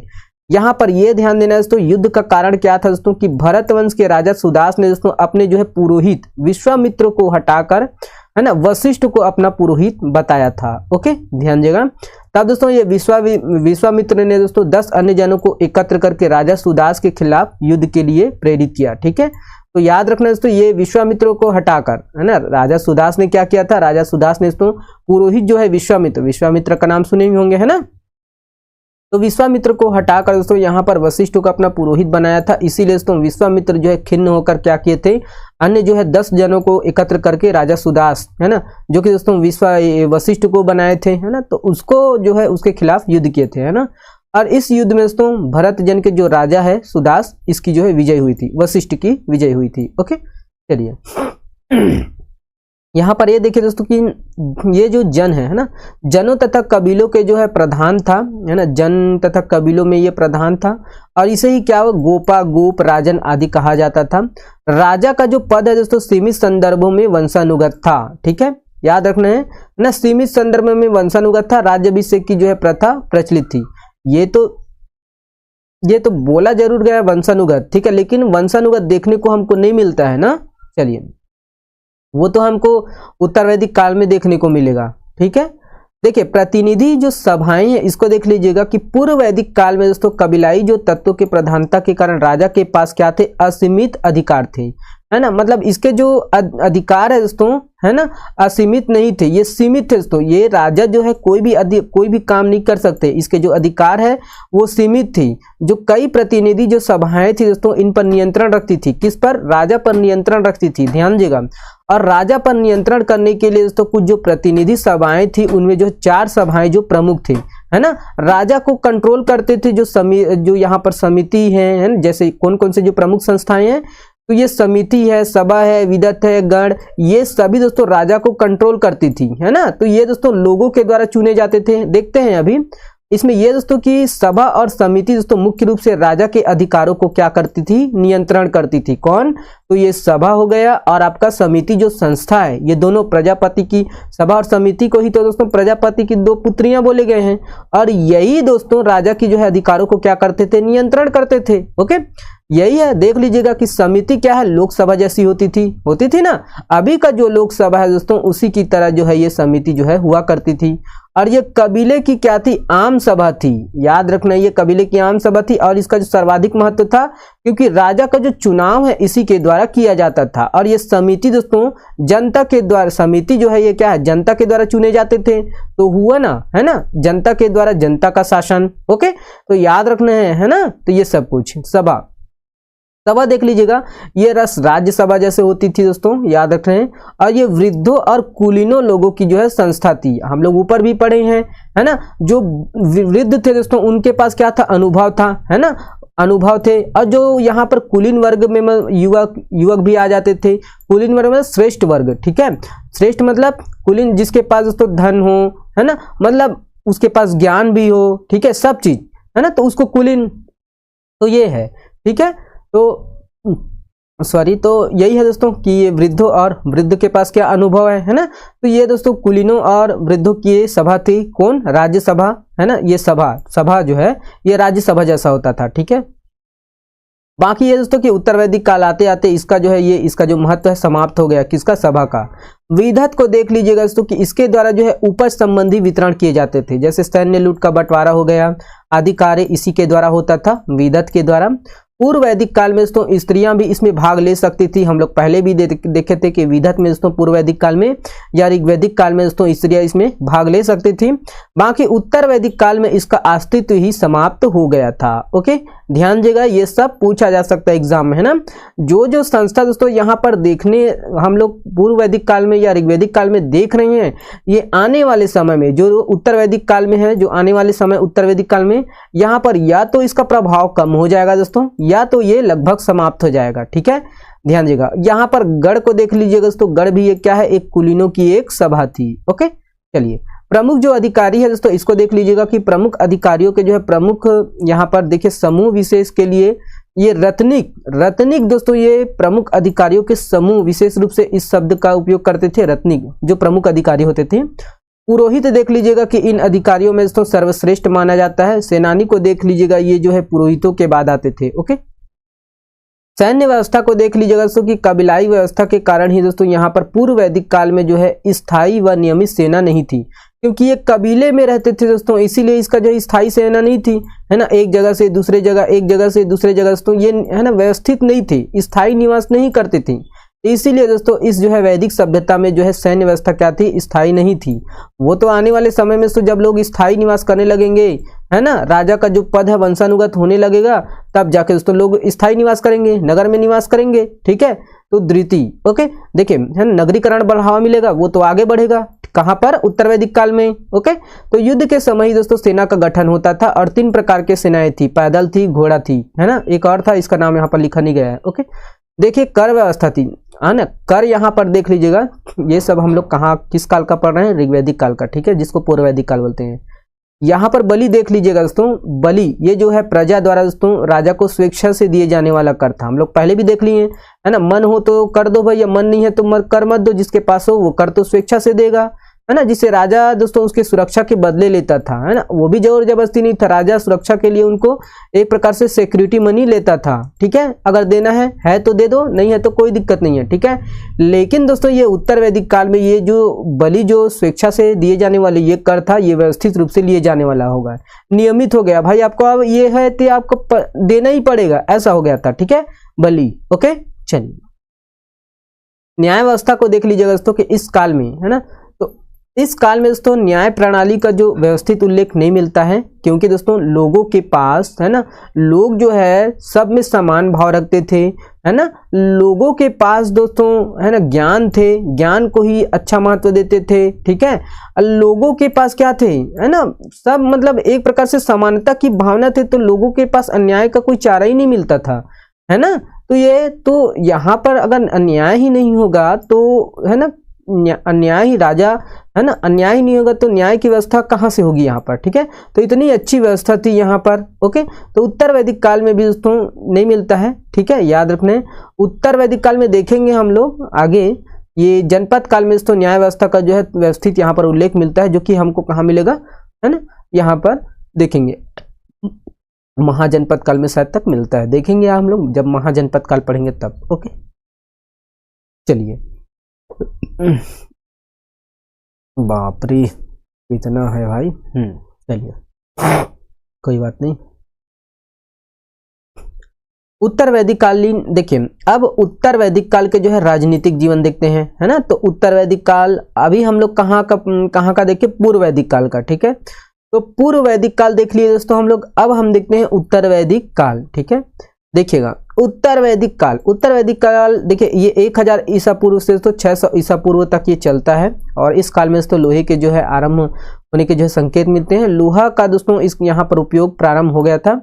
और इस काल में दोस्तों पूर्व वैदिक काल के मतलब उत्तर वैदिक काल के दोस्तों जो विभिन्न जन मिलकर जनपदों, जो विभिन्न जन है दोस्तों ये सब मिलकर क्या हो गए, जनपदों में विकसित हो गए।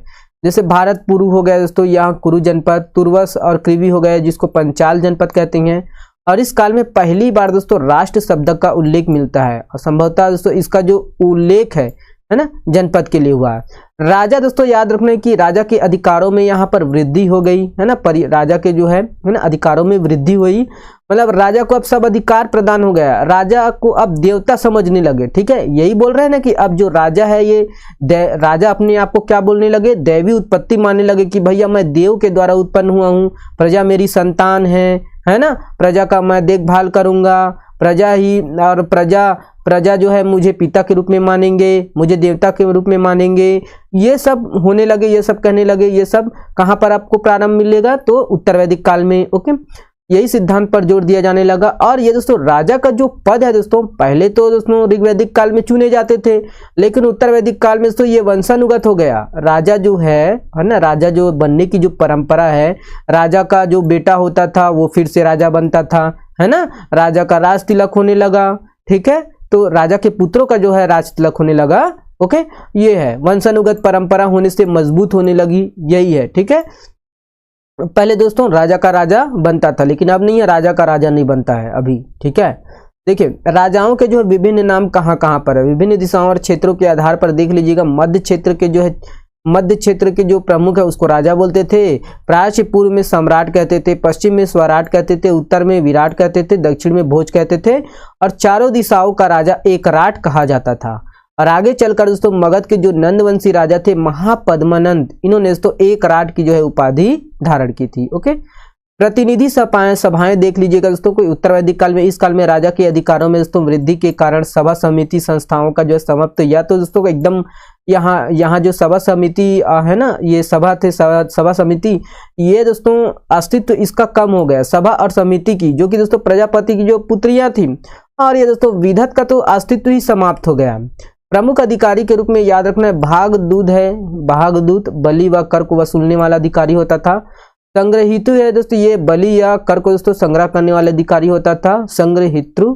सैन्य व्यवस्था देख लीजिएगा, तो अभी भी दोस्तों सैन्य का जो स्थायी स्वरूप नहीं था, है ना, अभी भी ये जो है ना सैनी जो है क्योंकि कबीलों में विभक्त था, है ना, और यहाँ पर कबीलों में विभक्त था। जो कबीला थे दोस्तों ये बहुत सारी अब जनपद में विभक्त हो गए, फिर भी यहाँ पर स्थायी सेना नहीं हुआ। ठीक है, न्याय व्यवस्था दोस्तों देखिए, सेना की तरह दोस्तों न्याय प्रणाली का अस्तित्व जो है व्यवस्थित रूप से यहाँ पर देखने को नहीं मिलता है। कर व्यवस्था दोस्तों, अब जो है कर व्यवस्था का जो अस्तित्व है यहाँ पर उभर कर आया।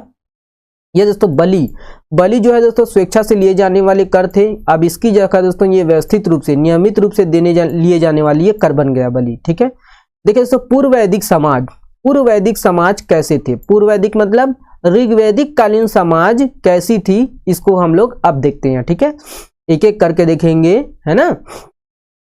यहाँ पर देख लीजिएगा पूर्व वैदिक समाज का जो आधारभूत स्वरूप है दोस्तों, ये कबीलाई तत्वों के प्रधानता के कारण दोस्तों समतावादी माना जाता है। तो वही है दोस्तों, सब में समतावादी, सब में समान दृष्टि रखेंगे, सब में समतावादी देखेंगे, तो यहाँ पर कहाँ हमको दोस्तों न्याय व्यवस्था देखने को मिलेगा, है ना। सब में समान दृष्टि है, सबका हम भलाई चाह रहे हैं, तो यहाँ पर दोस्तों किसी में अन्याय होगा ही नहीं, इसीलिए दोस्तों यहाँ पर न्याय व्यवस्था का देखने को नहीं मिलता है।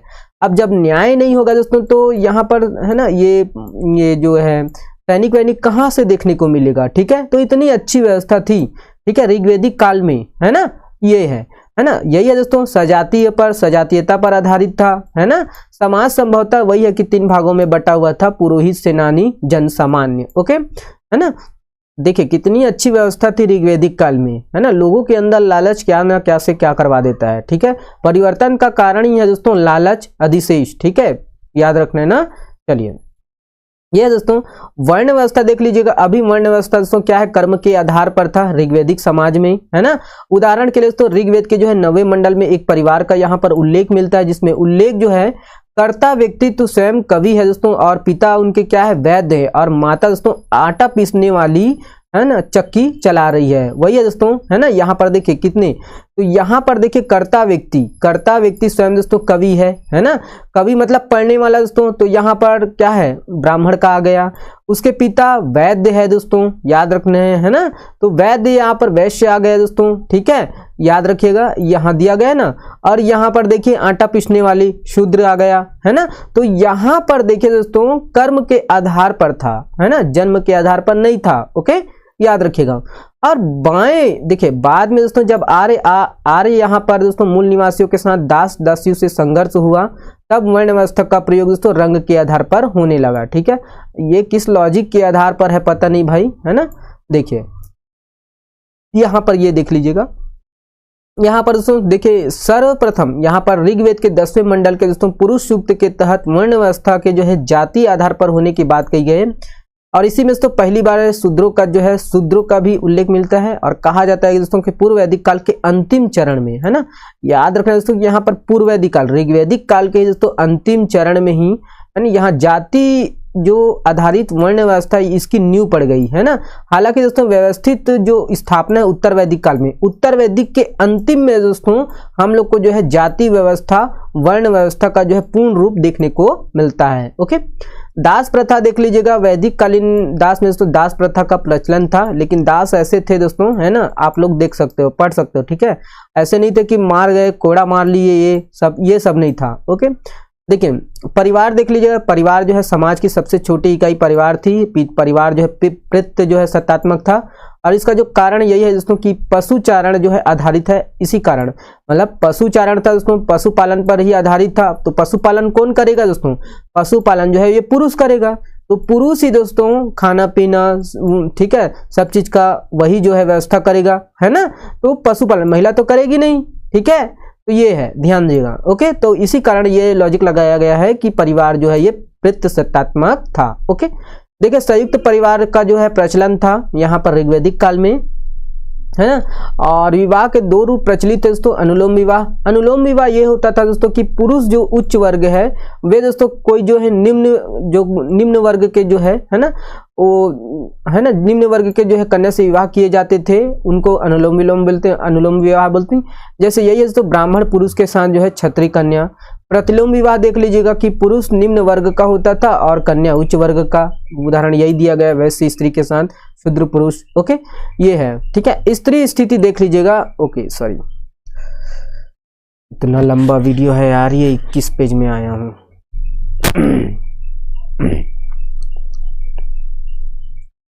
अब देखिए दोस्तों स्त्री की स्थिति अच्छी थी, याद रखिएगा। स्त्रियों को दोस्तों उपनयन, यहाँ पर है ना कहाँ का बात हो रहा है, तो याद रखना ये ऋग्वैदिक काल की बात हो रही है ना। स्त्रियों को दोस्तों उपनयन और शिक्षा का अधिकार प्राप्त था। और इस काल में चर्चित जो कुछ विदेशी स्त्रियां थी, है ना, उन्होंने दोस्तों वैदिक मंत्रों की भी रचना की है। इसमें ध्यान रखना है विश्व आ रहा है, ये है ना ऋग्वैदिक काल के जो है विदुषी महिलाएं हैं। विश्व आ रहा है दोस्तों, अपाला है, घोषा है, लोपा मुद्रा है, ओके। यहाँ पर जो उत्तर वैदिक काल में ये दिया दोस्तों, इसमें डाउट है ना, ये इसको दोस्तों यहाँ पर गार्गी हो गया, मैत्री हो गया, कात्यायनी हो गया, इसको ये ऋग्वैदिक काल की जो है विदुषी महिलाएं लेती हैं। इसके संबंध में आप लोग देख लीजिएगा।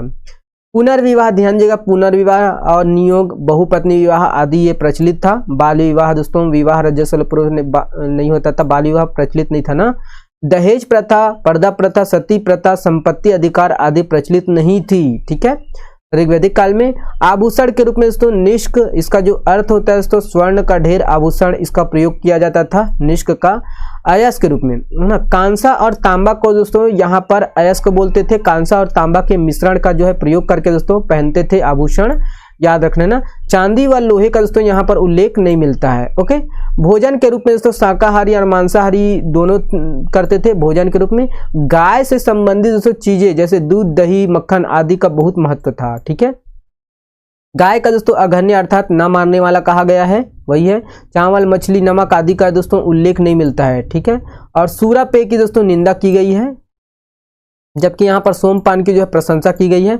मनोरंजन के रूप में वही है, देख लीजिएगा, पासा नृत्य, संगीत, घुड़दौड़ और रथ दौड़ आदि का यहाँ पर होते थे मनोरंजन के लिए, ठीक है।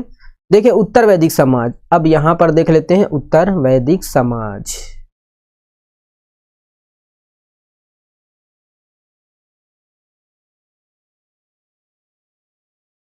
है हेलो हेलो हेलो हेलो।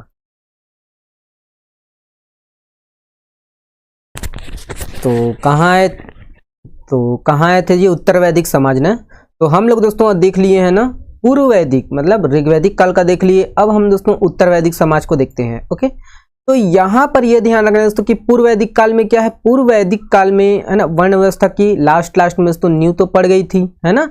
तो यहाँ पर दोस्तों यहाँ देखिए व्यवस्थित जो स्थापना है, वर्ण व्यवस्था का व्यवस्थित जो स्थापना है, ये किस काल में हुई, तो उत्तर वैदिक के काल में हुई। क्यों हुआ, कैसे हुआ दोस्तों, मैं बता दिया हूँ। ठीक है, तो इसके तहत दोस्तों विभिन्न वर्णों की जो है स्थिति जो है ये जाति के आधार पर होने लगी। ठीक है, जाति आधारित निर्धारित की गई। ब्राह्मण का देख लीजिएगा दोस्तों कि ये यहाँ पर 1000 पूर्व में दोस्तों लोहे के आगमन के साथ उत्तर वैदिक काल में जो है इसका आरंभ हुआ ब्राह्मण।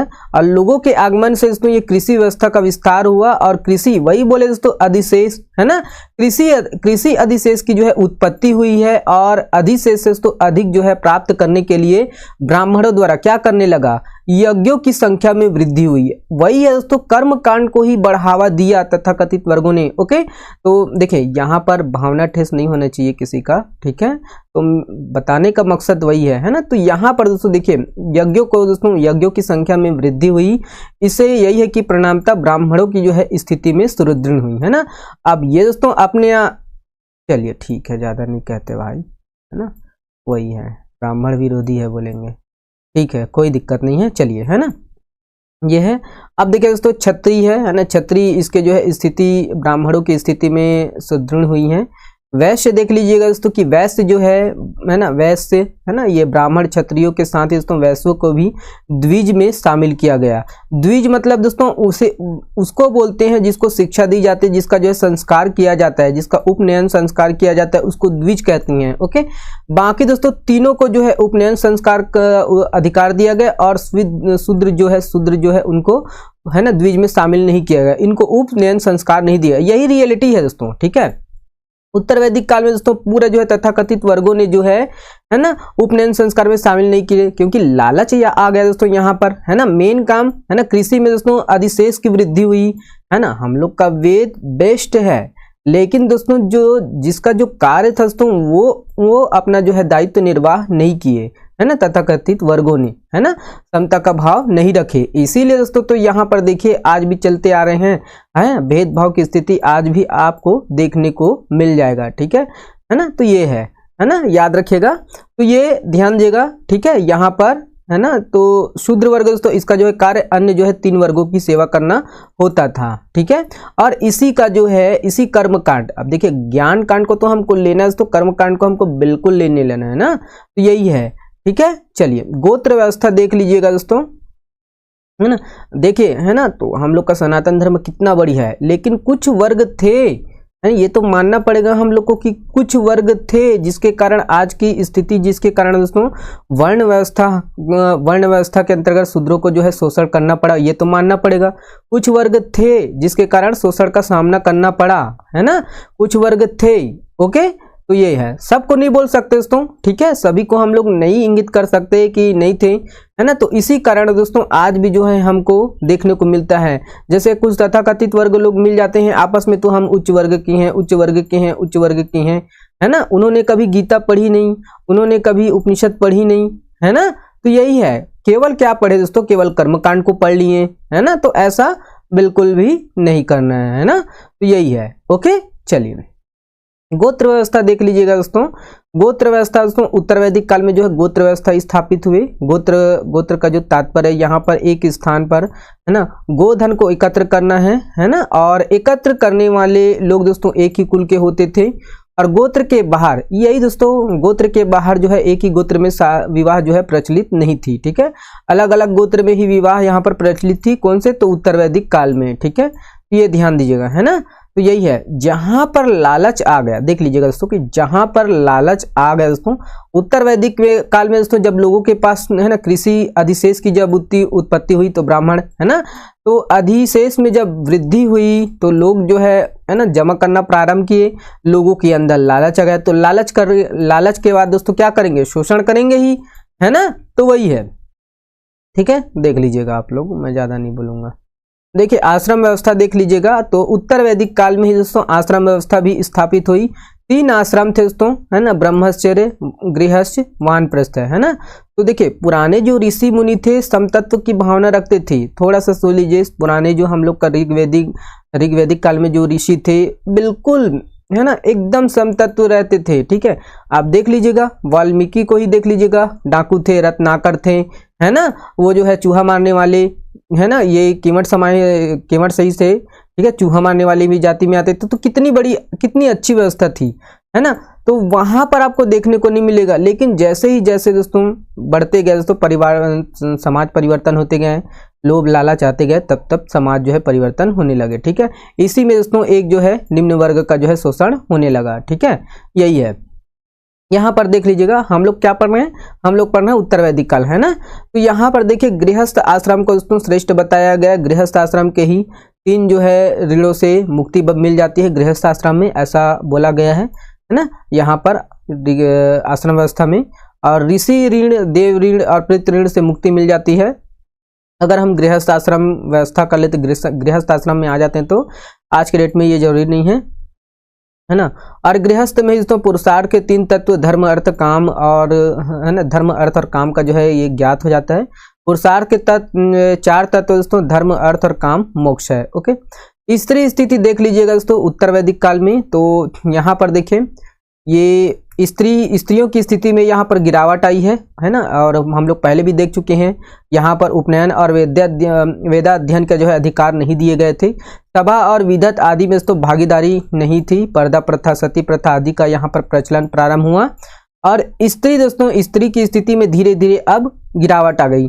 अब क्या है दोस्तों, स्त्री को जो है यहाँ पर अमूल्य खजाना समझने लगा। ठीक है, इसीलिए दोस्तों स्त्रियों को क्या है घर में रखने लगे, पर्दा प्रथा चालू हुआ, घर के बाहर माना प्रारंभ हुआ, उनको पढ़ने का अधिकार नहीं हुआ। तो दुनिया भर का जो कृति है, कर्म कांड है, यहीं से प्रारंभ चालू हो गया उत्तर वैदिक काल से। ओके, ये ध्यान दीजिएगा, है ना। ऐत्रेय ब्राह्मण में वही दोस्तों पुत्री को जो है समस्त दुखों का कारण बताया गया है। बृहदरण्यक उपनिषद में याज्ञवल्क्य गार्गी के संवाद में दोस्तों विचार विमर्श के दौरान ही दोस्तों सिर तोड़ने की बात कही गई है ना। जितने भी दोस्तों जो जिसको बोलते हैं तो जिस ग्रंथ की कोई आवश्यकता नहीं थी, कर्म कांड वाला ग्रंथ है दोस्तों, सभी यहीं उत्तर वैदिक काल में ही उनकी रचना हुई है। ठीक है, कर्म कांड वाला जो है ग्रंथ, और इसी को दोस्तों आगे बढ़ाकर इसी को आगे बढ़ाकर क्या किए लोग, आगे चले कर्म कांड को, और इसी कारण दोस्तों शोषण बढ़ा है। जो मेन चीज थे दोस्तों, जो उपनिषद थे, है ना, जो गीता जी थे, जो ज्ञान वाला थे, उसको है ना तथाकथित वर्गों ने पीछे छोड़ दिया। क्यों? क्योंकि उसमें लाभ ही नहीं है ना। जिसमें लाभ होगा, जिसमें है ना अधिक से अधिक आर्थिक अब लाभ होगा, उसी को ही दोस्तों अब आगे बढ़ाएंगे, ऐसा किए। ठीक है, तो वही आगे बढ़ा, है ना, बाकी चीज को पीछे छोड़ दिए। तो उसी कारण दोस्तों यहाँ पर देख लीजिएगा, है ना, तो स्त्रियों का शोषण होना चालू किया, पर्दा प्रथा चालू हुआ, है ना, पढ़ने का जो है उनको अधिकार नहीं दिया गया, है ना, शूद्रों का यहाँ पर दिखे, है ना, शोषण प्रारंभ हुआ उनका भी। तो यही है, ठीक है, तो यही है ना। अब देखिए मैत्रेयी संहिता में दोस्तों स्त्री की तुलना में सूरा और पासा जैसे दोस्तों बुराइयों के साथ यहाँ सा दिखाई गई है। हालांकि उस समय भी ये कुछ विदेशी स्त्रियां थी। ये दोस्तों गार्गी, मैत्रेयी, कात्यायनी, ये आपको ऋग्वैदिक काल में देखने को मिलेगा। बहुत सारे बुक में दिया है उत्तर वैदिक काल में, लेकिन ये है ना विदुषी जो महिलाएं हैं, ये आपको कहाँ देखने को मिलेगा? ये आपको है ना ऋग्वैदिक काल में ही देखने को मिलेगा। ओके, चलिए ज्यादा बोल देते हैं लग रहा है यार। देखिए वैदिक है ना, वैदिक अर्थव्यवस्था देख लीजिएगा, है ना, ये ऋग्वैदिक कालीन अर्थव्यवस्था है। गाय का जो है सर्वाधिक महत्व दोस्तों, और संपत्ति का जो है अधिकार, है ना, संपत्ति का जो आधार है, क्या आप मानते थे ऋग्वैदिक काल में? गाय को मानते थे। होता ये था दोस्तों कि जिसके पास जितने गाय होंगे वो उतना ही अमीर होगा। गाय देखिए संपत्ति का आधार है ना, लोहा, संपत्ति का आधार घर, है ना, सोना चांदी, सोना तो नहीं, चांदी लोहा वहा कुछ नहीं था। लेकिन देखिए ध्यान देना कि ऋग्वैदिक काल में जो है संपत्ति का आधार क्या था? गाय था। जो जिसके पास जितना गाय होगा दोस्तों वो उतना ही अमीर होगा। गाय के लिए दोस्तों अधिकांश लड़ाइयाँ होती थी। ओके, और घोड़ा दोस्तों इसका जो उपयोग है रथों के लिए होता था। हाथी बाघ का जो उल्लेख यहाँ पर मिलता नहीं है। कृषि का महत्व नगण्य था दोस्तों, पशुपालन का ही ज़्यादा था। और महत्वपूर्ण जो अनाज है दोस्तों यहाँ पर जौ देखने को मिलता है। जौ को ही दोस्तों यहाँ पर ऋग्वैदिक काल में यौ बोलते थे। ठीक है, अलग अलग काल का अलग अलग हम पढ़ रहे हैं। अभी हम लोग दोस्तों कहाँ किसका देख रहे हैं, तो वैदिक कालीन जो अर्थव्यवस्था है दोस्तों, यहाँ पर ऋग्वैदिक कालीन अर्थव्यवस्था के बारे में देख रहे हैं ना। बढ़ईगिरी वही है, पहले भी देख लीजिए। बढ़ईगिरी एक सर्वाधिक प्रमुख कार्य था दोस्तों। रथ कार्य को समाज में अधिक महत्व प्राप्त था, क्योंकि दोस्तों देखिए रथ का ही अधिक उपयोग करते थे आने जाने के लिए, पहिया वहिया बनाते थे, तो उन्हीं को दोस्तों सम्मान की दृष्टि से है ना उनका जो महत्व अधिक था। ठीक है, व्यापार देख लीजिएगा कि आंतरिक व्यापार में दोस्तों विनिमय का जो है माध्यम क्या था, गाय था। और पाणी जो व्यक्ति थे, पाणी जो नाम थे, ये पाणी नामक कोई भी व्यक्ति होंगे, संस्था होता, ये गाय चुराते थे। ठीक है, चोरी दोस्तों सोना चांदी का नहीं करते थे ना, यहाँ पर है ना सोना चांदी का उल्लेख तो हम लोग अभी पढ़े नहीं है, लेकिन गाय, ठीक है, गाय का जो है चुराते थे पानी। देख लीजिएगा विदेशी व्यापार का उल्लेख नहीं मिलता है दोस्तों ऋग्वैदिक कालीन में। अब देख लीजिएगा कि उत्तर वैदिक काल जो आर्थिक जीवन है यहाँ पर, ये दोस्तों देखिए ऊपर जो है यहाँ पर हम लोग पशुपालन करते थे ना, कहाँ पर, तो ऋग्वैदिक काल में। लेकिन दोस्तों उत्तर वैदिक काल में अब हम लोग क्या किए, देख खेती करना प्रारंभ किए दोस्तों। प्रमुख व्यवसाय क्या बन गया, खेती करना हो गया, कृषि प्रमुख व्यवसाय। जब खेती होगा दोस्तों तो धन अन्न जो है अधिक से अधिक उगेंगे, और अन्न को हम लोग क्या डालेंगे, घर में इकट्ठा करेंगे। जब इकट्ठा होगा तो पेट भरा रहेगा, जब पेट भरा रहेगा तो दोस्तों क्या होगा, कुछ ना कुछ होगा, है ना। पेट भरा रहेगा तो उछल कूद मचाएंगे। ठीक है, तो यही है दोस्तों, लालच आएगा। तो यहाँ से प्रारंभ हुआ असली कलयुग। ठीक है, तो यही है। लोहे के लिए दोस्तों श्याम अयस्क या कृष्ण अयस्क शब्द का प्रयोग किया। हम लोग देखें दोस्तों कि पूर्व वैदिक काल में, ऋग्वैदिक काल में दोस्तों यहाँ पर तांबा का देखिए अयस्क जो प्रयोग होता था वो है ना कांसा और तांबा का प्रयोग होता था, लेकिन यहाँ पर दोस्तों लोहा का प्रयोग होने लगा। ठीक है, लोहे जैसा दिल होने लगा लोगों का। ओके, और पूर्व वैदिक काल में वही है, कांसा और तांबा यहाँ पर दिया गया है। लोहे के प्रयोग से दोस्तों यहाँ पर क्या हुआ, लोहे का अधिक लोहे का प्रयोग हुआ दोस्तों, तो यहाँ पर कृषि का जो है विस्तार हुआ, है ना। जब लोहा आया दोस्तों तो उससे दोस्तों जुताई, खेती, ये सब काम दोस्तों, फावड़ा आवड़ा, है ना, तो ये सब का विस्तार यही हुआ उत्तर वैदिक काल में। इससे दोस्तों क्या है, कृषि कार्य आसानी से हुआ, है ना, कृषि अधिक से अधिक होने लगा। लोग दोस्तों स्थायी जीवन निवास करने लगे। भैया खेती जो है एक बार कर लिए दोस्तों तो दोबारा हम लोग खेत तो बना नहीं सकते, है ना।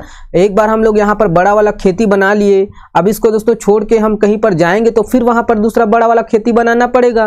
तो लोगों ने सोचा दोस्तों क्यों ना हर साल यहीं पर खेती किया जाए। अब यहीं पर हम खेती करेंगे दोस्तों तो यहाँ पर हम लोग को घर बनाना पड़ेगा।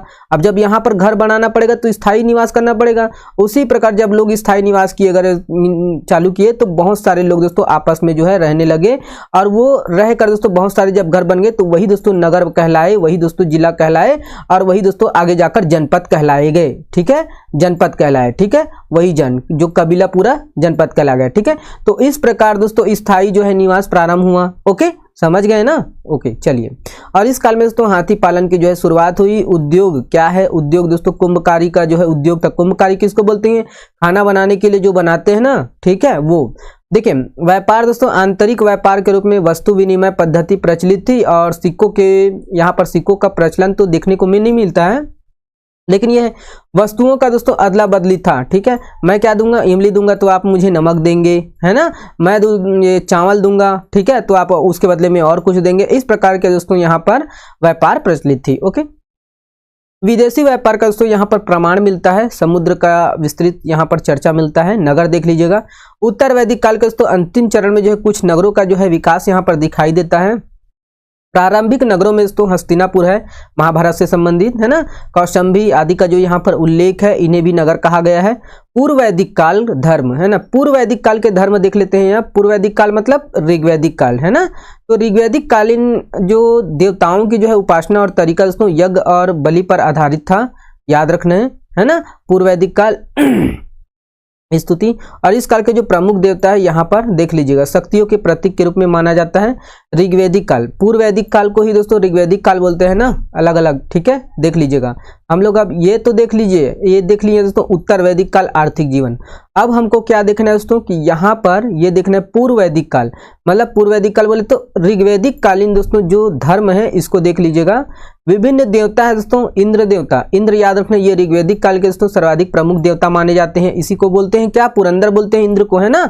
किला तोड़ने वाला यही है ना, पुरंदर, युद्ध का देवता, किला तोड़ने वाला, है ना, वर्षा का देवता, है ना, बादल का देवता, ये सब माने जाते हैं इंद्र। ठीक है, याद रखना है ये दोस्तों, है ना। और ये क्या है, जो इंद्र है दोस्तों, ये ऋग्वैदिक काल के दोस्तों प्रमुख देवता थे, सर्वाधिक प्रमुख देवता थे। लेकिन उत्तर वैदिक काल के सर्वाधिक प्रमुख देवता कौन है, तो प्रजापति को माने गए हैं। ओके, अग्नि को देख लीजिएगा दोस्तों, अग्नि को मनुष्य और देवताओं के बीच मध्यस्थ के रूप में देखा गया है। पारसी समुदाय में भी दोस्तों अग्नि का जो है महत्वपूर्ण स्थान है। ओके, और ये है कि प्रतीक ईश्वर के रूप में माना जाता है, इसको देख लीजिएगा अग्नि। वरुण देख लीजिएगा दोस्तों, जल और समुद्र का देवता कहा गया है ना, ये है। और इन्हें दोस्तों देखिए, ये आपका देख लीजिए, वरुण को दोस्तों ऋत गोपा भी कहा गया, जिसका अर्थ क्या होता है, नैतिक नियमों का रक्षक तथा पापियों को दंड देने वाला ऋत गोपा। ओके, मित्र देख लीजिएगा दोस्तों, उगता हुआ सूरज, पहले भी देख लीजिए। सविता दोस्तों, सविता का अर्थ क्या होता है, चमकता हुआ सूर्य। ऋग्वेद के तृतीय मंडल में दोस्तों वर्णित थी, ये गायत्री मंडल सविता को ही समर्पित है ना। मरुत आंधी के देवता, और ये पूषण वनस्पति और औषधियों के देवता, है ना। और हम लोग वो भी देखें, है ना, ये अश्वनी कुमार। ठीक है, विभिन्न देवियां देख लीजिएगा दोस्तों, देवियों को जो है बहुत कम उल्लेख है। उषा को देख लीजिएगा, इन्हें प्रभात और सुबह की देवी कहा गया है। उत्तर वैदिक कालिक धर्म, है ना, तो अब देख लीजिएगा उत्तर वैदिक, हम लोग देख लीजिए दोस्तों यहाँ पर पूर्व वैदिक काल या ऋग्वैदिक काल के जो है धर्म, अब उत्तर वैदिक काल के धर्म देख लीजिएगा। उत्तर वैदिक काल में दोस्तों लोहे का आगमन हुआ, है ना, लोहे के आगमन से दोस्तों समाज में जो है परिवर्तन आए, और इस समय दोस्तों कृषि अर्थव्यवस्था के जो है अर्थव्यवस्था और क्षेत्रीय में संघर्ष हुआ, है ना। देखिए यहाँ पर दोस्तों कृषि समय में यहाँ पर ये संघर्ष हुआ, है ना, क्षत्रियों के संघर्ष देखने को यहाँ पर मिलता है, ब्राह्मण और क्षत्रिय के मध्य दोस्तों यहाँ पर संघर्ष देखने को मिलता है। विभिन्न देवता देख लीजिएगा दोस्तों कि प्रजापति को प्रमुख देवता माने गए हैं। यहाँ पर ऋग्वैदिक काल में प्रमुख देवता कौन थे, तो इंद्र थे, और लेकिन उत्तर वैदिक काल में प्रमुख देवता कौन है, तो प्रजापति। इन्हें दोस्तों सृजन का देवता माना जाता है। ठीक है, जिस समय ये दोस्तों कि इंद्र और पूर्व वैदिक के जो काल के देवता थे दोस्तों, ये प्रजापति, उत्तर वैदिक काल में ये प्रमुख देवता बन गए। ठीक है, और ये दोस्तों विष्णु पालन पोषण व रक्षक देवता माने जाते हैं, विष्णु जी। रुद्र दोस्तों पशुओं का देवता, पहले भी हम लोग पढ़ चुके हैं इसको। पूषण देख लीजिएगा, उत्तर वैदिक काल में शूद्रों का देवता बन गए ये, है ना, पूषण। और यही पूषण दोस्तों ध्यान दीजिएगा कहाँ पर है ना, ऋग्वैदिक काल में ये औषधियों को देवता माने जाते थे। लेकिन यही देवता दोस्तों यहाँ पर देख लीजिएगा, है ना, उत्तर वैदिक काल में, है ना, पूषण को दोस्तों वैदिक काल में, है ना, ये शूद्रों का देवता हो गए थे। ठीक है, वरुण देवता दोस्तों जल देवता, और विभिन्न यज्ञ देख लीजिएगा, इस काल में यज्ञों का जो है अत्यधिक महत्व था। याद रखना दोस्तों कि सौत्रमणि यज्ञ है, इसमें पशु और सूरा की जो है आहुति दी जाती थी। राजसु यज्ञ है दोस्तों, ये जो है राज्य की प्रतिष्ठा के लिए किए जाने वाला यज्ञ था। अश्वमेघ यज्ञ दोस्तों राज्य विस्तार के लिए किए जाने वाला यज्ञ था। वाजमेय यज्ञ दोस्तों ये राज्य की शक्ति प्रदान से संबंधित था, जिससे रथ दौड़ होता था। दर्शन उत्तर वैदिक काल में तो भारतीय दर्शन का जो है विकास दिखाई देता है, और पहली बार ये वैदिक काल में से पुनर्जन्म सिद्धांत का उल्लेख मिलता है। मुंडकोपनिषद में दोस्तों यज्ञों की आलोचना की गई है, और मुंडकोपनिषद में ही दोस्तों जो यज्ञ की तुलना टूटी फूटी नाव से की गई है। ओके, ये मुंडकोपनिषद आप लोग पढ़िएगा अच्छे से। ओके, चलिए उत्तर वैदिक काल में दोस्तों ब्रह्म और आत्मा संबंधी अद्वैतवादी, है ना, दार्शनिक विचारों का विकास हुआ, वही है। लेकिन इसको कभी आगे नहीं बढ़ाया गया दोस्तों, है ना, ज्ञान वाला चीज कभी आगे नहीं बढ़ाया गया, कर्म कांड वाला ही चीज आगे बढ़ाया गया है ना। हम लोग को क्या पकड़ना है, ज्ञान वाला। ठीक है।